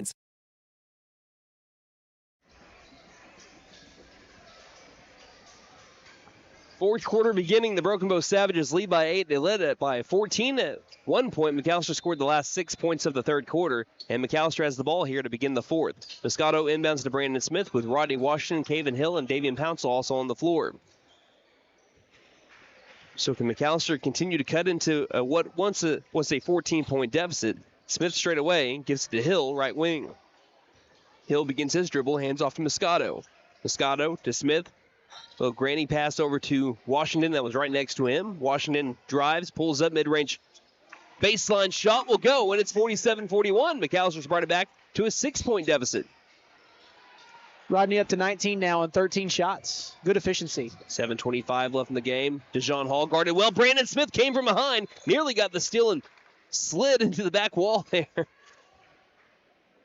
Smooth like butter the way he slid across the hardwood. Made me kind of nervous that he was going to hit that wall, but just kind of, as you mentioned, smoothly slid that leg up to stop the collision. Inbound, yeah, that's a foul called. Anytime you see a tug of the jersey there, and just unfortunately a grab of the jersey, I don't think Washington was going for that. That's what happened. Good news is that's only his first personal. Yeah. Whether the hardwood or the gridiron, you're going to get called for that. What a move. Graydon Howell left his defender in the dust on the inbound, was able to find himself completely open low post for two. 49-41, he's up to 24 points. Starting away, Pouncil passing near corner to Moscato. No look feed over to Washington. Washington tries to answer back. Can't do so. Hill, that's a grab, and there's the foul. You were just mentioning a second ago, whether that's on the hardwood or the gridiron, you're never going to get away with it. That time, Hill was grabbed by the jersey, and that's foul number 3 on A.J. Brandon. Hill has been pretty physical this second half, man. I like to see the way that he's played here comparatively to how he did kind of in that first few quarters. He's been more of a presence just inside with his size, and that's what you like to see, and it's been a help for the Buffaloes. Rylan Hanks has to check in for Brandon. Pouncil inbound baseline. Finds Washington. Washington right wing 3 is open. Got it! Painted gold! Dawkins wanted the 4-point play, but McAllister's brought it back to a 5-point game regardless. Howell trying to get back. He drives low post, creates contact, still scores on Caven Hill. He's up to 26, 51-44. And Rodney at 22. He expected these two to go off, and they have. Smith to Washington, right wing, quick trigger 3 over. Howell can't get that one. Short with a shot. Howell's got the rebound. Howell, triple teamed, restarts. Howell against Washington, Euro step, foul called, and one. Graydon Howell continues to ball out here in MacTown. He makes it look easy, man. He moves so quick in slow motion, if that makes sense. He was guarded 3-on-1 and somehow found himself for a 3-point play coming up. Takes a breath. This to make it a 10-point game again. And he caught it. It was just a 5-point game about 30 seconds ago. That's the Graydon Howell effect. How is he good at everything? Right wing, Washington. Washington going baseline. Washington trying to get to his positioning. Does so and is fouled on the shot attempt. So he'll get 2 free throws here. That one is on Graydon. That's got to be what? Is that just only a second? Just a second. I thought he was looking at 3 there. Yeah, same. But both him and Rodney have done a good job tonight of staying out of foul trouble. That's what you like to see. Washington's first free throw is good. It took a Buffalo bounce. Looked like it was going to teeter off the right side of the rim, but it held on. I think that's Rodney's Jedi powers there. Second free throw to bring it back to 8. Can't get it. Back ironed. An easy rebound by Howell, who had the positioning over Pouncil. 9-point game again. McDaniel moves its way to the near corner. Pass to Hall, guarded by Washington. Hall tries to swipe the ball away. McDaniel near corner 3 is airballed. Ball's on the deck. Offensive rebound by Hanks. Out near the circle. Under 6 minutes left. Hall spinning past Washington. Back out to McDaniel, left wing. Out near corner. Back to Hall. He'll backpedal it on up. Hall now starting his way to the perimeter. Hands the ball off. Quick swing to McDaniel. To Howell, right wing. A lot of ball movement here for the Savages. Finding a wide open Graydon Howell. Great ball movement. Excellent play designed by Ryan Woosley. And it left McAlester in the dust. 56-45. Washington. A backwards pass to Davian Pouncil. Goes up with a wild 2, a tough 2. And he misses that one as well. He looked like he was going to go for the shot. He backwards passed it like that over to Pouncil. Here's a contested 2 and a foul called on Caven Hill. Graydon Howell to the line. He's already got 31 points tonight. Just a clinic, man. There's really no other way to put it. It's been a clinic by Howell. He's gotten essentially whatever he's wanted tonight.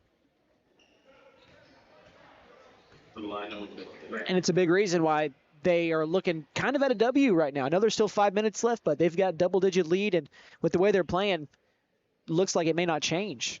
And Howell, kind of with his first mistake of the night, it seems like, misses a free throw.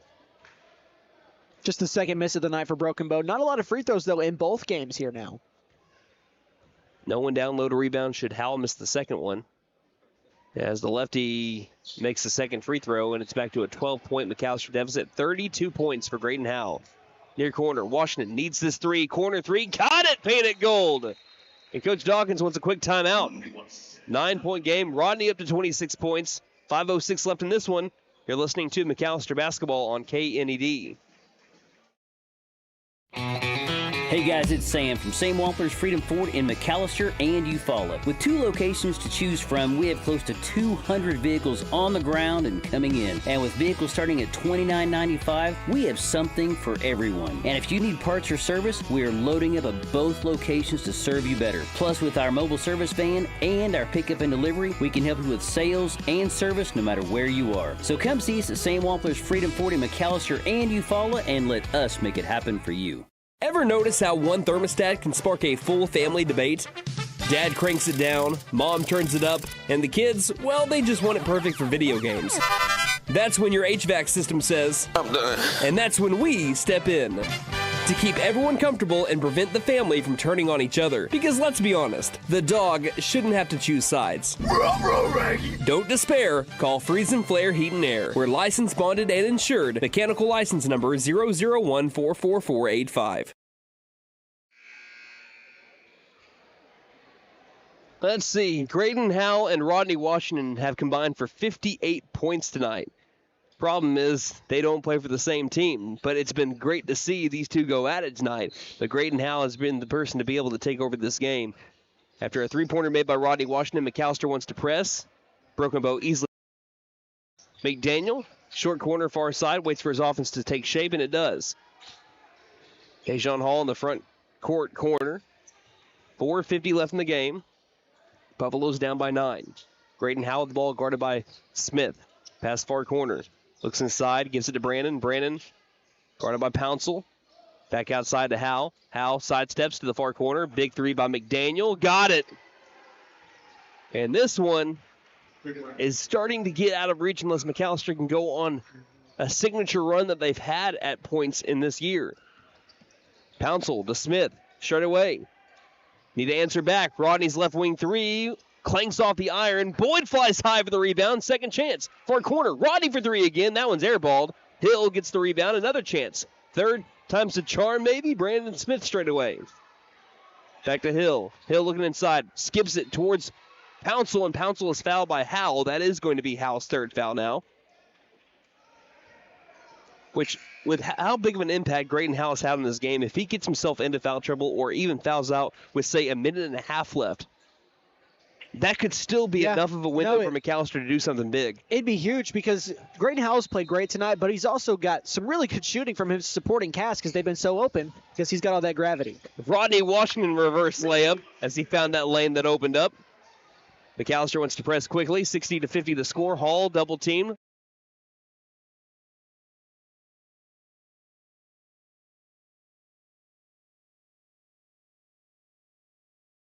For a tie.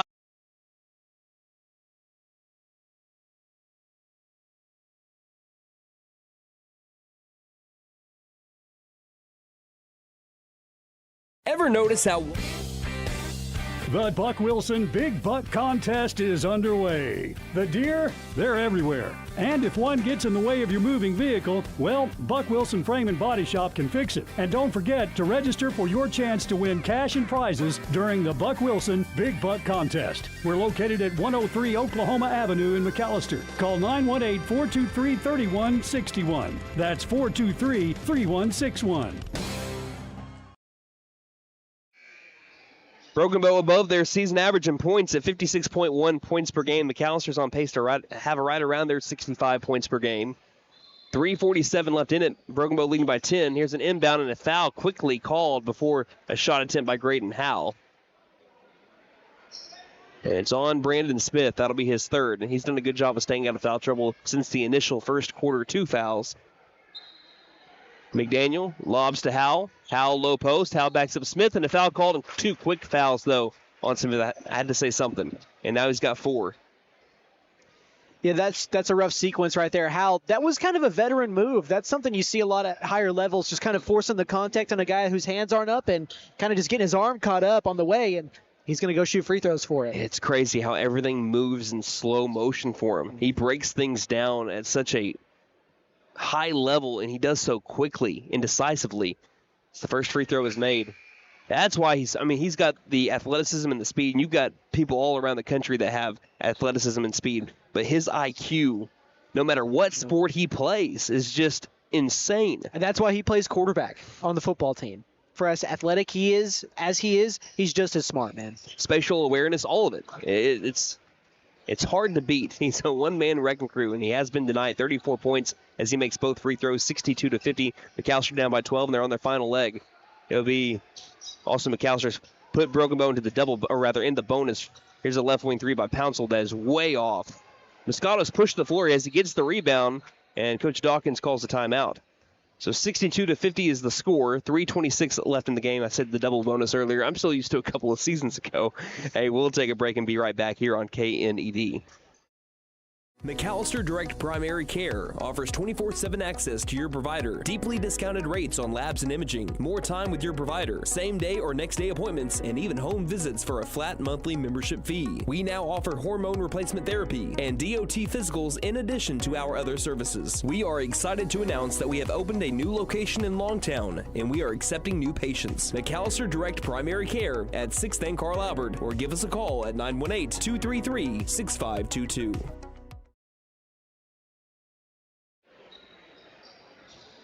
3:26 left in this one. It's the McAlester Buffaloes down on their final stand here, down by 12, really needing points, what it feels like on this possession. Inbound, Rodney, quick trigger, right wing 3, bounces out, but he is fouled by Graydon Howell, who just picked up his 4th. Which is something very much of note here with still over 3 minutes left. McAlester has struggled from the line tonight, which has been something that we've said a lot this year, it seems like. Again, they're hovering now around 60% from the line. Yeah, they are tonight 4 of 8 from the charity stripe. And with Howell with 4 fouls, with 3:24 left in the game, that, like I said, that's huge. Brandon Smith playing with 4 himself. First free throw by Rodney, no good. Rodney, a 65% free throw shooter, takes a high amount of free throws. He was 6 of 11 against Broken Bow last year. 2 of 5 tonight. Second free throw. Missed that one as well, 2 of 6. And he kind of just looks up at the scoreboard in disbelief. Yeah, could have cut it to single digits here or 10 points as well, but going to have to settle for maybe 11. Third free throw. He salvages the trip at the line, making 1 out of the 3. He's up to 29 points. Still doesn't take away from what a great game he's played. 62-50. Hall lost it. Brandon Smith with the steal. Smith cuts towards the basket and scores. 62-53. McAlester makes it a 9-point game. That's why McAllister's not out of this game either. When Brandon Smith can create possession.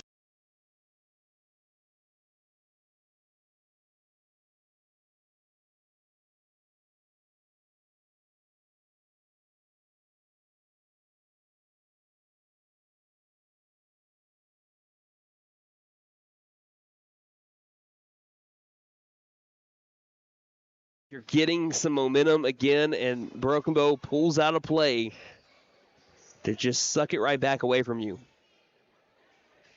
The 6 missed free throws as well looming a little bit. That missed free throw off the back iron as Rodney climbs and gets it ahead to Brandon.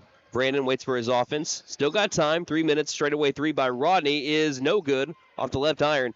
That's a three I don't think you need to take right there. Hal's got the rebound. Going the other way as Hal has his pocket picked by Jacoby Boyd. Again, Boyd does a lot of stuff like that all throughout the game and throughout his freshman season so far that doesn't show up on the stat sheet. That's an easy 2 for Hal, I think. It's been an easy 2 for Hal all night, and he prevents it from happening. Inbound to Hal. Hal can't make the shot. Hill's got the rebound. Hill trying to wrestle away from some Savages. Inside to Pouncil. Pouncil for 2 scores, and it's 64-55, 9-point game. Still very much in this game. Washington trying to grab it away from Hal. The ball's on the deck. It is Pouncil who's got possession. And what do we have? I don't think McAlester got a timeout. I think they were trying to get one. McAlester has 1 left. I think they were trying to get one. Broken Bow has the possession arrow. They're getting the ball here, I think, too, Brandon. Pouncil ended up getting the ball, but I think Graydon Howe was able to hang on to it too. And now we have a slick spot. But yeah, it's going to be Savage ball. Because here's the deal. Howell trying to wrestle that ball back. If he fouls there. Well, they're saying it's McAlester ball. How's it McAlester ball? I think. Because Coach Woosley is wanting a he's asking explanation the same thing. too. I don't know in what way, shape, or form that should be Broken Bow ball. Not a good rip leader.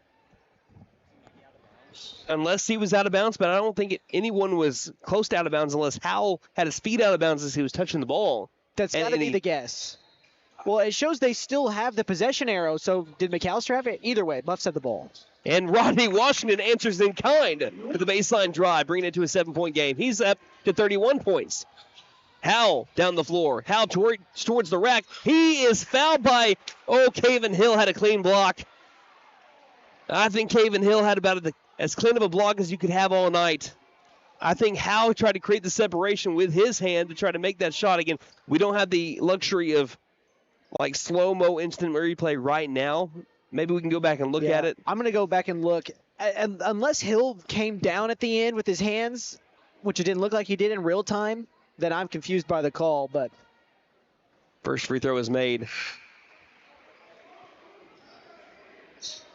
I don't have great service. It's trying to load, but I'll see if I can find something. But it looked like a clean block, and if that's a block and McAlester gets the ball, that's a totally different game than what we're looking at right now. Yeah, they're running back the other way with it.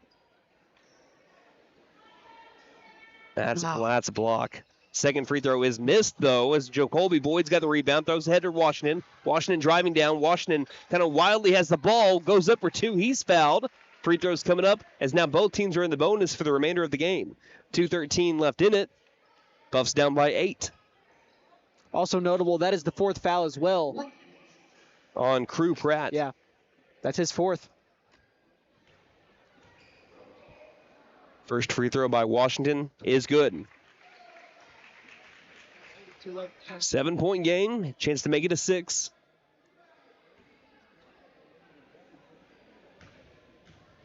Washington bends the knees, shot on the way, got them both. That trip to the line brought to you by Big V Feed Center, 918-426-1951. Hill's guarding Pratt as soon as he gets across the baseline.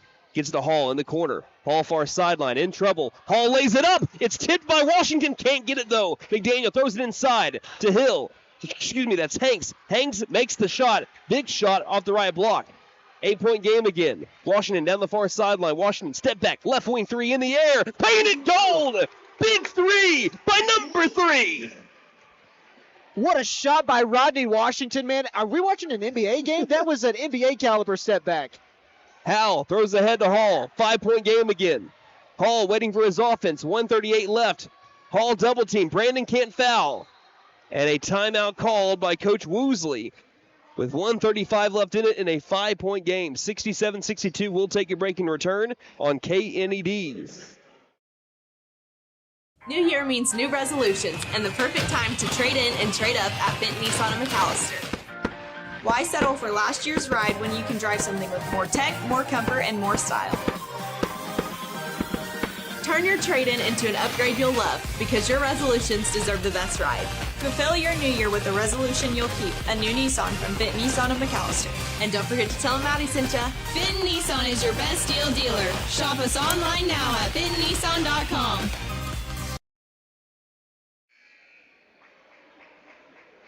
Down the final stretch, McAllister's brought it back to a 5-point game again. They've trailed by 14 multiple times in this one. Last time McAllister got it back to a 5-point game, Graydon Howell pushed it back to about a 14-point game. McAllister took a majority of the last 3 minutes to try to get back into this game. They've done it. Graydon Howell playing with 4, Brandon Smith playing with 4. What happens here in the final 95 seconds? We'll have an inbound into the backcourt. Rodney guarding Howell. Howell across the half-court line. Stops right past Boyd to the near corner. Trying to kill some time. McDaniels guarded up well, double team, throws it to Howell. Howell trying to drive to the low post, into the low post. 2 is up, foul called, and 1 again. And Caven Hill is in disbelief as he is fouled out. Man. I think that one is more of a foul, though, than the previous one. It looked like Hill had a clean block on the last foul that was called against him. That one looked like contact, at least on first glance in real time. I'm running out of adjectives, man. What a play by Graydon Howell. I don't think they were trying to score there. He kind of just entered a different world. And he said, I'm him. Yeah. He said, I'm him. I'm going to do this. And Hill is fouled out. Yeah, Coach Dawkins is going to have to get somebody else up. And it's going to be Moscato. Great game by Hill tonight, though. I really think he played well. Just tough to have to sit down from disqualification. This to make it back to an 8-point game after McAllister fought hard to bring it back to a 5. It's always been Graydon Howell to make those big shots. Him tied up with Jax McDaniel, too, as he makes the free throw, and it is an 8-point game. He's up to 38. 38 for Howell, 36 for Washington. Far corner, finding a lane. Pouncil wide open to the basket. Quickly cuts it back to a 6. Inbounding, finding Howell, double team to Pratt. Pratt hit. Yeah. That may not be a bad foul. No, it's not. That's a good call, and I think it's the right choice. That's going to be Boyd's 4th, and that'll be free throws here for Crew Pratt. Hey, have someone else go to the line that's not Graydon Howell. All things considered, but if it's anybody but 4 at the line, you got to feel good about that. Obviously, we'll see how that plays out here. Also down by double scores here, double possessions. It's a good foul. First free throw is missed. Down by double possessions, you need more time. Yeah. And with 106, I'm completely fine with that foul as long as Boyd doesn't foul a 5th time. And he misses both the free throws. Excellent foul by Jacoby Boyd. 6-point game after Smith has the board. Right wing, near corner 3 on the way. Got it! Hayden called! Rodney Washington! 39 points in a 1-possession game. Boyd has fouled out. A little bit too aggressive, but he fouled DeJohn Hall. And again, there's a give and a take here. The give is you're giving up Jacoby Boyd. The take is, and that stinks because you're losing one of your starters, but the take is someone not named Graydon Howell is at the free throw line again. And for McAllister now down 2 players, I feel like you got to hope you find a way to win this in regulation. Yep. But also at the same time, Graydon Howell with 4 fouls himself. Yeah. I mean, if he fouls out and you tie it up and it goes to OT, you'd have to feel good regardless. Oh, hey, it's 67, by the way. Stop. So 2 free throws for DeJohn Hall. First free throw is good. We already did. We did. 6-7. We have a student behind us that say 6-7. Second free throw is made. DeJohn Hall, clutch right there. 2 big free throws, makes it back to a 5-point game.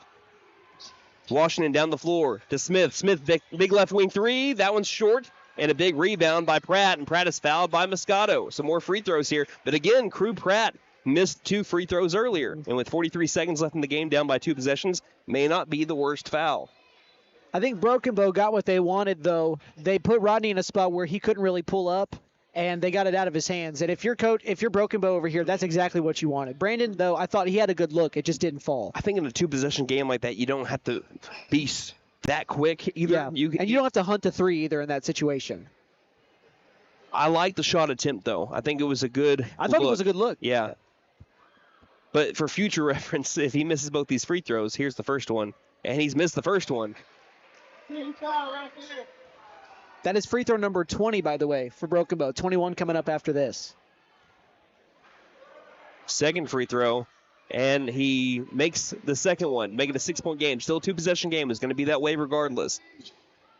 Patton throws to Washington. Washington step back, near corner 3 for 42. He caught it. He's in a different dimension. Rodney Washington, new career high, and says, I'm not done yet. We'll take a timeout. 73-70 the score. You're listening to McAlester Basketball on KNED. When you need propane, there's only one place to go. W.E. Alford Propane. Both residential and commercial, W.E. Alford Propane has served eastern and southeastern Oklahoma with locations in Eufaula, McAlester, Shakota, Wilburton, Hartshorn, Muskogee, Tallahena, Antlers, and Stigler. With the cold weather, you'll want to be sure and fill up your tank today. Call 918-423-3121. W.E. Alford Propane, serving the area for more than 70 years. Game day is more than just sports. It's about community. That's why the Bank NA is proud to support our hometown team. Just like our athletes, we're rooted right here, working hard for every win. When you bank local with the Bank NA, your money stays local, fueling small businesses, helping families buy homes, and building a stronger community. So whether it's on the court, the field, or in your financial future, we're in this together. The Bank NA. Strong, secure, and ready to loan. Member FDIC Equal Housing Lender.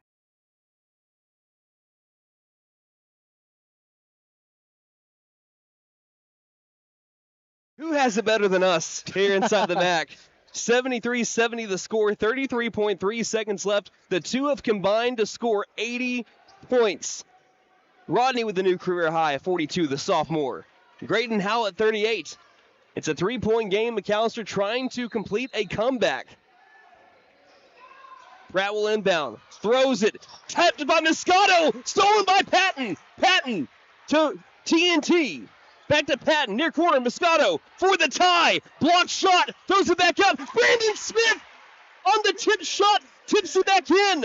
1-point game. 16 seconds. And a lot of time was going off. About 5 or so seconds went off the clock while there was a Savage that was ready to go inbound the ball. Delay a game warning, I think, against Broken Bow is what we just called. That's what it. What a wild shot by Brandon Smith. 1-point game. I can't believe we're here. In this moment. 16 seconds, and Coach Woosley wants a timeout, a full timeout. We'll give you 30 seconds, and we'll be right back. 73-72 the score on KNED. Stipe Law Firm, your first call when the unthinkable strikes for over 80 years. We focus on wrongful death, personal injury, truck and oil field accidents, insurance bad faith, probate, end-of-life preparation, and Social Security disability claims. We are here to advocate for you in all of your legal needs. We are a full-service law firm with over a century of experience representing Oklahomans across the state, professionally and discreetly. We win our cases in courtrooms, not on social media. Call today, 918-423-0421, or go online to stipelaw.com.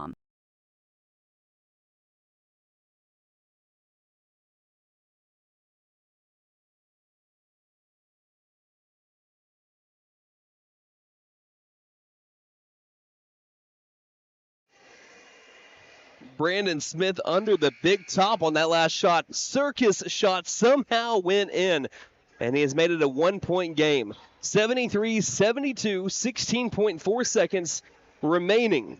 Both teams in the bonus. McAlester, no more timeouts. Broken Bow has one. Chase, what do you want to see in these final 16 seconds other than a McAlester win? You gotta, if you're gonna foul, which McAlester is probably gonna have to do if they don't get a steal here, you got to make sure it's anybody but Brandon Smith. He's got 4 fouls. You can't afford to lose anybody else here. So I think obviously you're going to go for the steal, and if you don't get it and you're going to foul, it needs to be anybody but Brandon Smith. I hope that was relayed down there because, again, he's got 4. You can't afford to lose another. But just be smart here. I would just be smart. If you get the ball back with a chance to win it, I would love to see a good shot. McAlester already down 2 players due to fouling out. Pratt will inbound. Pratt looks. Finds McDaniel. McDaniel double teamed. McDaniel is fouled with 13.7 seconds. You're okay with that. And even if he makes both the shots, it's still a 1-possession game. And you've got some guys out there. I know there's only 13 seconds left, but you've got some guys with fouls to burn other than Brandon. For Patton, that's only his second. So, heck, Rodney has 1. I mean, if it gets to a point where you have to play the foul game down the stretch here, the final 13 seconds off, like I've mentioned, and you've got guys with fouls to give. McDaniel's first free throw. No good. Still a 1-point game. No timeouts for McAlester should he miss. Second free throw. Good. 2-point game, 74-72. Here we go. Rodney Washington on the heels of a 42-point performance. Angle right. Dribbles up. Top of the key 3. Back ironed. Taken by Hanks. 2 seconds. Patton's got it to Washington at the buzzer. He scores. And 1. Rodney Washington and 1 at the buzzer. A chance to win the game at the line if it's off in time. Okay. From the naked eye, I hate to say this, it didn't look like he got it off in time. But if they got a foul before he went up, then he's at least shooting free throws, at the very least. So it's very interesting what they call here, because there was a foul regardless. It's just whether or not it was before or after the buzzer sounded.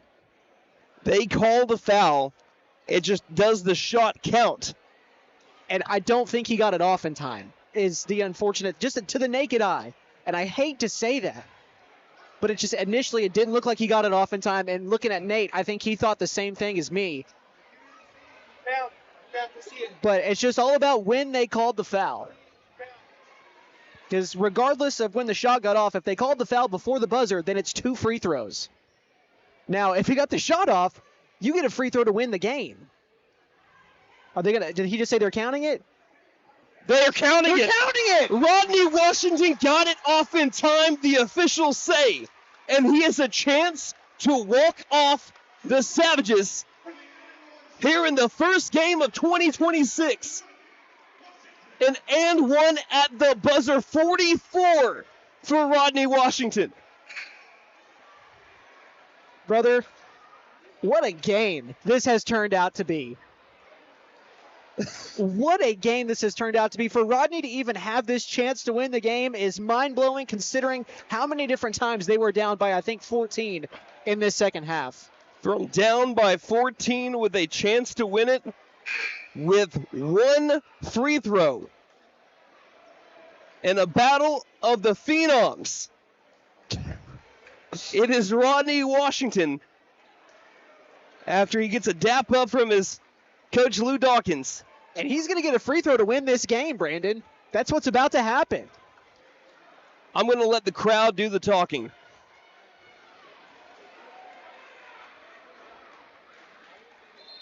There's the whistle. As soon as Rodney grabs the ball, I'm going to just lay off. Regardless of what happens here, this is one of the craziest high school basketball games I've ever seen. One of the craziest finishes at the very least. Don't think I've ever seen a game finish this way. We're just icing Rodney at this point. Yeah, honestly. 1 free throw for the win. Zeros are on the clock in a 74-74 game. I think they're trying to put time up on the clock, though. Second. To 0.5 seconds. So to give McAlester the lead. Well, we're going to have to wait a little bit longer. What are we waiting on here? Oh, we got a timeout. Broken Bow will call a timeout. We're not going anywhere. How could we go anywhere? How could you, man? So, a top of the key three by Rodney would not go. Who had the offensive board that led to Rodney having the chance? Honestly, I think I missed it. It might have been Davian Pouncil. I don't think I saw who got the rebound. That's what I think on first glance. If someone else had it, then we apologize. But because of that second chance effort, somehow Rodney got the ball back with a drive towards the rim and one foul to tie the game 74-74. I mean, it feels not real to be in this position. You were down 62-67 with 90 seconds left. And now to have put up 12 points, possibly 13 in the final 90 seconds to have a chance to win, it's just insane, man. What a gutty comeback by this Lou Dawkins coach team. And, man, this has got to feel good to even have this opportunity. A chance to get a little bit of revenge.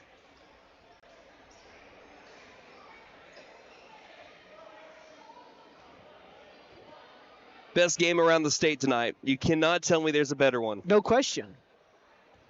And here we go. Again, I'll let the crowd do the talking.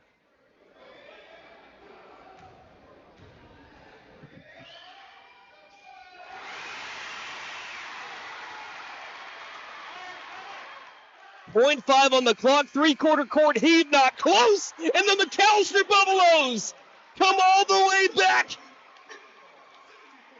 They win the battle of the black and golds, 75-74, and that's how you ring in the new year.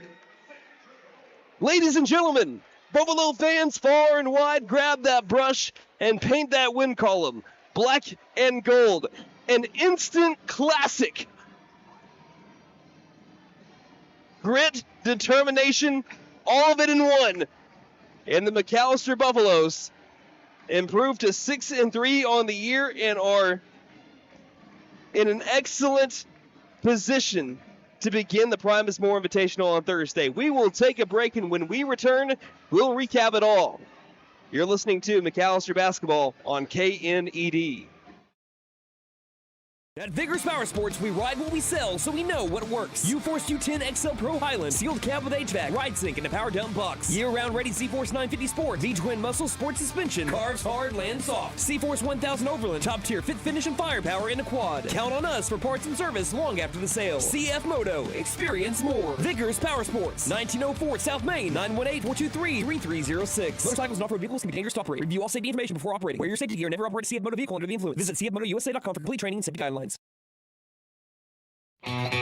Hey guys, it's Sam from Sam Wampler's Freedom Ford in McAlester and Eufaula. With 2 locations to choose from, we have close to 200 vehicles on the ground and coming in. And with vehicles starting at $29.95, we have something for everyone. And if you need parts or service, we are loading up at both locations to serve you better. Plus, with our mobile service van and our pickup and delivery, we can help you with sales and service no matter where you are. So come see us at Sam Wampler's Freedom Ford in McAlester and Eufaula and let us make it happen for you. Ever notice how one thermostat can spark a full family debate?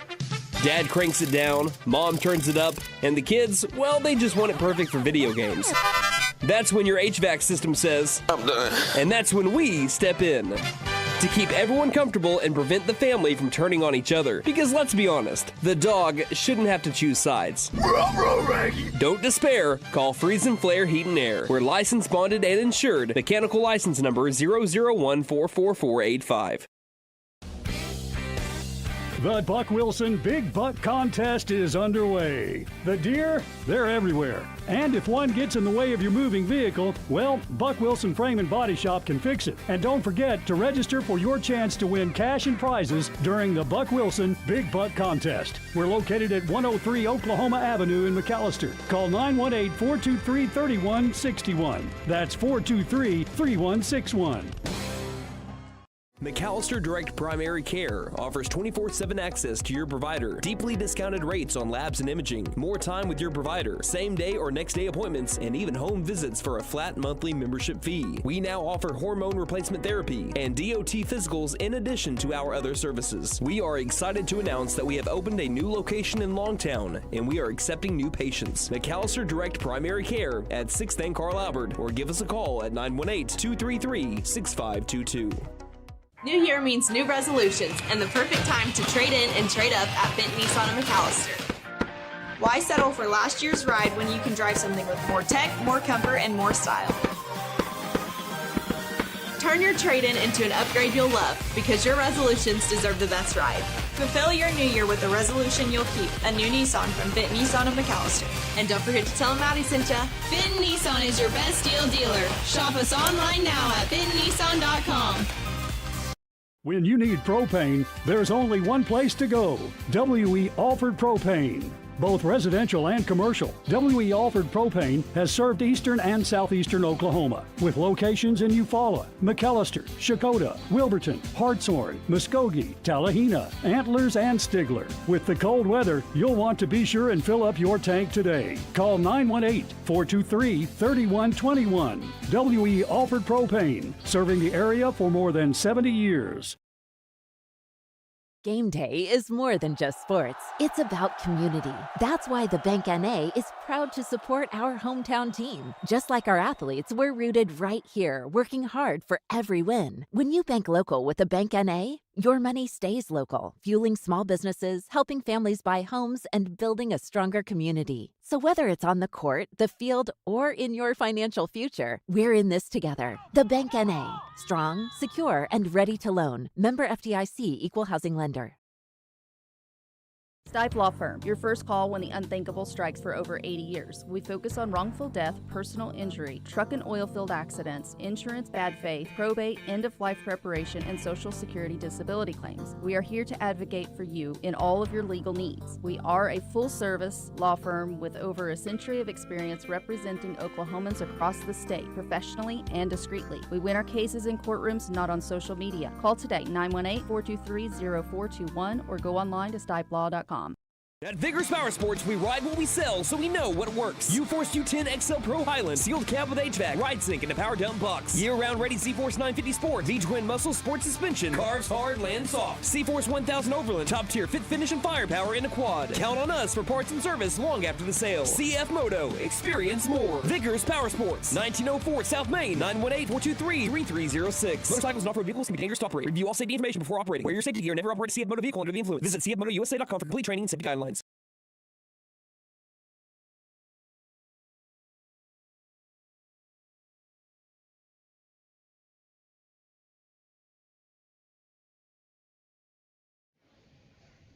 What's up? We're back. As the McAlester Buffaloes, we finally caught our breath. They ended up winning one of the wildest games, one of the best games you're ever going to see. 75-74, the final score on what the officials declared was a last second and one by Rodney Washington. He got the free throw, made it 75-74, and the Buffaloes came back from 14 down not once, but twice to win that game, and down by like 5 points with about 60 seconds left in that one as well. So it's an incredible, even though it's not a district game, it's still a statement win for McAlester against a team that beat you by 7 last year, a team that has one of the best athletes in the country in Graydon Howe. But even though Graydon Howe owned the entire game, Rodney Washington owned the fourth quarter, and he ends up with 45 points. It's a little bit of a spoiler there for you for your post-game stats. But let's get right to it, and then we'll recap all of our thoughts on this one if we can. So, again, it's brought to you by McAlester Auto Collision. They are who you want after the event. They'll make your vehicle look great again. Call 918-715-3173, Chase. Yeah, Brandon, you mentioned Rodney Washington tonight. He had 45 points. I would love to know specifically how many he had in the fourth. Felt like at least 15, if not more than that. I might be able to answer that for you. Yeah, go right ahead. So I might be able to answer that for you. This is a pretty cool stat thing here. So we're going to see if here. So points. Oh, my Lord. We had 36 in the fourth quarter. Rodney Washington had 28 points in the fourth quarter. So he outscored Broken Bow in the fourth quarter by himself. You saw my jaw drop. He had 28 in the fourth quarter, and he outscored Broken Bow on his own. And I don't know, man. That's insane. That's insane. I don't know if I've ever seen it at the high school level. Did you hear what we just said? 28 fourth quarter points for Rodney Washington. Yeah. Crazy. I've done that on like 2K, but I've never seen that done. That's insane, man. Rodney, have a Jeremy night. Lamb, right? Yes, of course, 2K GOAT, Jeremy Lamb. But Rodney Washington tonight, 15 of 27, and that's the thing. He shot a good percentage tonight. Like, you see 45, it's like, okay, how many shots did he take? He took 27. 45 on 27 shots. I mean, man, it doesn't get much more efficient than that. 56 from the floor, 9 of 20 from 3. He did shoot 23s, but he knocked down 45% of them. 9 made threes. Like, that's really good numbers. Those are really good numbers. I know people will see that 20 and maybe scoff. 9 of 20, that is a great shooting night. If you shoot 40%, 45 for the year, that's a great three-point percentage. He was 6 of 10 from the free throw line as well. Well, go ahead. Oh, I was just going to say he's 36% from three-point land right now. And a big reason that they won that game was the threes he knocked down in the fourth quarter. The funny thing, though, is once you drop down after that, the next closest was 10 points. And they needed all 10 from Pouncil. They also needed all 9 from Brandon Smith, all 6 from Caven Hill, all 3 from Boyd, and all 2 from Meat as well. So they definitely had a slew of different guys that filled in tonight. Obviously, Rodney, the big one, he had 45 of their 75 tonight. Let's go ahead and look at the team numbers as well.